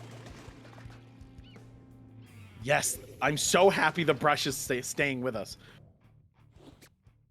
I would be very impressed if it were not, but we do see the Tenetic make a comeback as well. So we see the Inkzuka coming back. Pretty standard for next time. No changes as far as I can tell. Yeah, and next time, why not just play what's comfortable, what's working too? And everyone seems to be very comfortable on their weapons. The Crab Tank plays are good. The Zeke on the 52 gal's pretty wicked. In fact, speaking of, there's a wipeout from next time. I mean, do what's comfortable. That's exactly what we wanted. That is perfect. They weren't happy with the results of the last one. They're like, all right, now we're back in our comfort zone. This time to just completely go all out here. Yeah, and comfort zone indeed, because they're still going. They haven't really stopped. I mean, Tempest is spread out. They're all fighting. They're all trying to get into the fray and get a fight going. Phoenix gets a good pick there, but has to retreat. You're playing on the back foot. You have to play carefully. Every life matters so much in a scenario like this. Rainmaker gets grabbed. Unfortunately, Phoenix gets nothing there. And that's another wipeout on Tempest there. Oh, great stuff though from next time though, huh? Yeah, next time's going to be getting some serious points out right now. We do see 2 members dropping on the left side. They're going to be the last one backing up. Luke just trying to stay alive, but as we saw in the past, you have one member of it just going to be lurking around, but they do take him down. So that's going to be a pretty clear sailing as they can retake mid here. Yeah, and right now, Phoenix is positioned well. Like, this is the position you want to be in with your whole team. You have a special incoming right now, the Ink Strike, and that's going to allow you to push through. Oh, unfortunately, Red Shell goes down. I'm not sure how close we were to a special there. And Phoenix tries to sneak up the ramp, but can't quite get it. But that is a wipeout, so they should be able to pick that up pretty quickly, get that checkpoint, and get the redeploys in. And now they're poised to make a good play of their own. How long can they? Oh my goodness, Henry lived. Oh my, I really thought that might have been enough damage, but no, they made it out. So this is prime. This is a good situation to be in. The 10 attack goes down, but use the special already. So, okay. At least I think so, right? Yeah. Oh, we see Luke coming in, or no, Zeke coming in from behind with the 52, cleaning up, just allowing the Remaker to reset, and they're going to be back in control of mid. Tempest was able to come back and get that checkpoint, but not quite able to get too much more from that. Yeah, and I like that cleanup. Red Shell ends up getting the pick, but it's taken out pretty quickly. Now it's just a fight over mid again. And you got to be a little disappointed if you're Tempest there, because that was a pretty nice setup for a push, but unfortunately just not enough in the tank to get anything going. So, but now they're moving over the flank via the grates there. That's actually going to be huge. What can Red Shell do over there as Phoenix finds a play over here in the middle of mid? Oh, wipeout. Everyone from next time goes down. Tempest could be looking to shut this series out right here. Are there enough players in place? There are. We are going to be able to stop that Rainmaker. Mad that next time, wow, they were looking really good for a second there, but that wipeout messed them up. And they're going to be pushing in. The Red Shell's just trying to go for the Hail Mary. 3 members down. Oh my goodness, they are so close to touching that pedestal, and Red Shell is in a prime position to just keep them from taking the Rainmaker out. He's going to be pushed out slowly, but Tempest is locked in right now. There's not going to be pushing them out unless they can get several specials up. Oh, can Red Shell really survive this? How slippery. You're just a fish. I'm so shocked because Red Shell's lived for so long and manages to jump out too. That was such a distraction. And look, Tempest is now on point. They're on mid, and they have the Rainmaker. They're going to be able to start pushing again with any luck. Red Shell finally going down there, though, and they're going to get pushed into this corner. This is actually a horrible place to be. Drifter goes down pretty quickly. Yeah, that's like maybe the worst part of the map to get shoved into. Great move from next time. And this is they got one more chance here with the timer at 55. They're going to have to make something happen quickly right now. And it looks like they're... Or they go... Oh, sorry. I was going to say, they do have that checkpoint out of the way, so that's just the straight shot to the goal. But it is still quite a bit of a point difference. And we see the Henry coming out and just taking out the Rainmaker from behind, as they weren't quite ready for that. Henry, where are you going to put this one? You don't want to get canceled? Oh, ends up getting Misa. That's great news if you're Henry. Trying to find Lucas here on the backside is just chasing down. You don't want to lose that Rainmaker. Okay, you did lose the Rainmaker. That's one more chance for next time, and it's actually in a really dangerous place. Good. Well, it's not actually in a dangerous place. Excuse me, I got my spawns flipped. This is rough for next time because they kind of have to pick this up soon. I'm not sure if they can play for a reset. I'm actually not sure how overtime works on a reset like this. Oh my god, but so many players go down immediately and trying to grab the Rainmaker in the last moment. And that's going to be Tempest taking it 3-1. I think because, like, next time could have easily had that, the overtime there, but because they picked it up right at the last second and died with it, yeah, that was game over right there. But even if they let it reset, Tempest was so in much control of mid, they could pop it quite quickly and just back up with it and win the game. Yeah, easy enough. And what was nuts about that match too was the amount of wipeouts. Both teams took each other out multiple times, and no one really won the match off of it. It just turned into a who could make that one last push a little bit further. And unfortunately for next time, Tempest had a very clean push in and actually got one more little last hurrah to make that a very difficult comeback. But fantastic work from Tempest, and congratulations on your first place finish. Next time, maybe next time. I've been wanting. Yes, That was still such a really good match to watch. I think both these teams, you know, they earned their spot in this grand finals here, and they really played their hearts out. I think that last one, you know, next time they had such a good aggression, Tempest wasn't quite ready for it, but they adapted really quickly and came back. Yeah, beautiful stuff. That's Swimmer Sync 91 as we're getting very close to that big 100. Mad, where can the people find you? Well, you can find me on Twitch, Twitter, and YouTube at IMadGamerII. I do quite a bit of Splatoon content, and yeah, where can the good people find you, Bowser? X45X basically everywhere.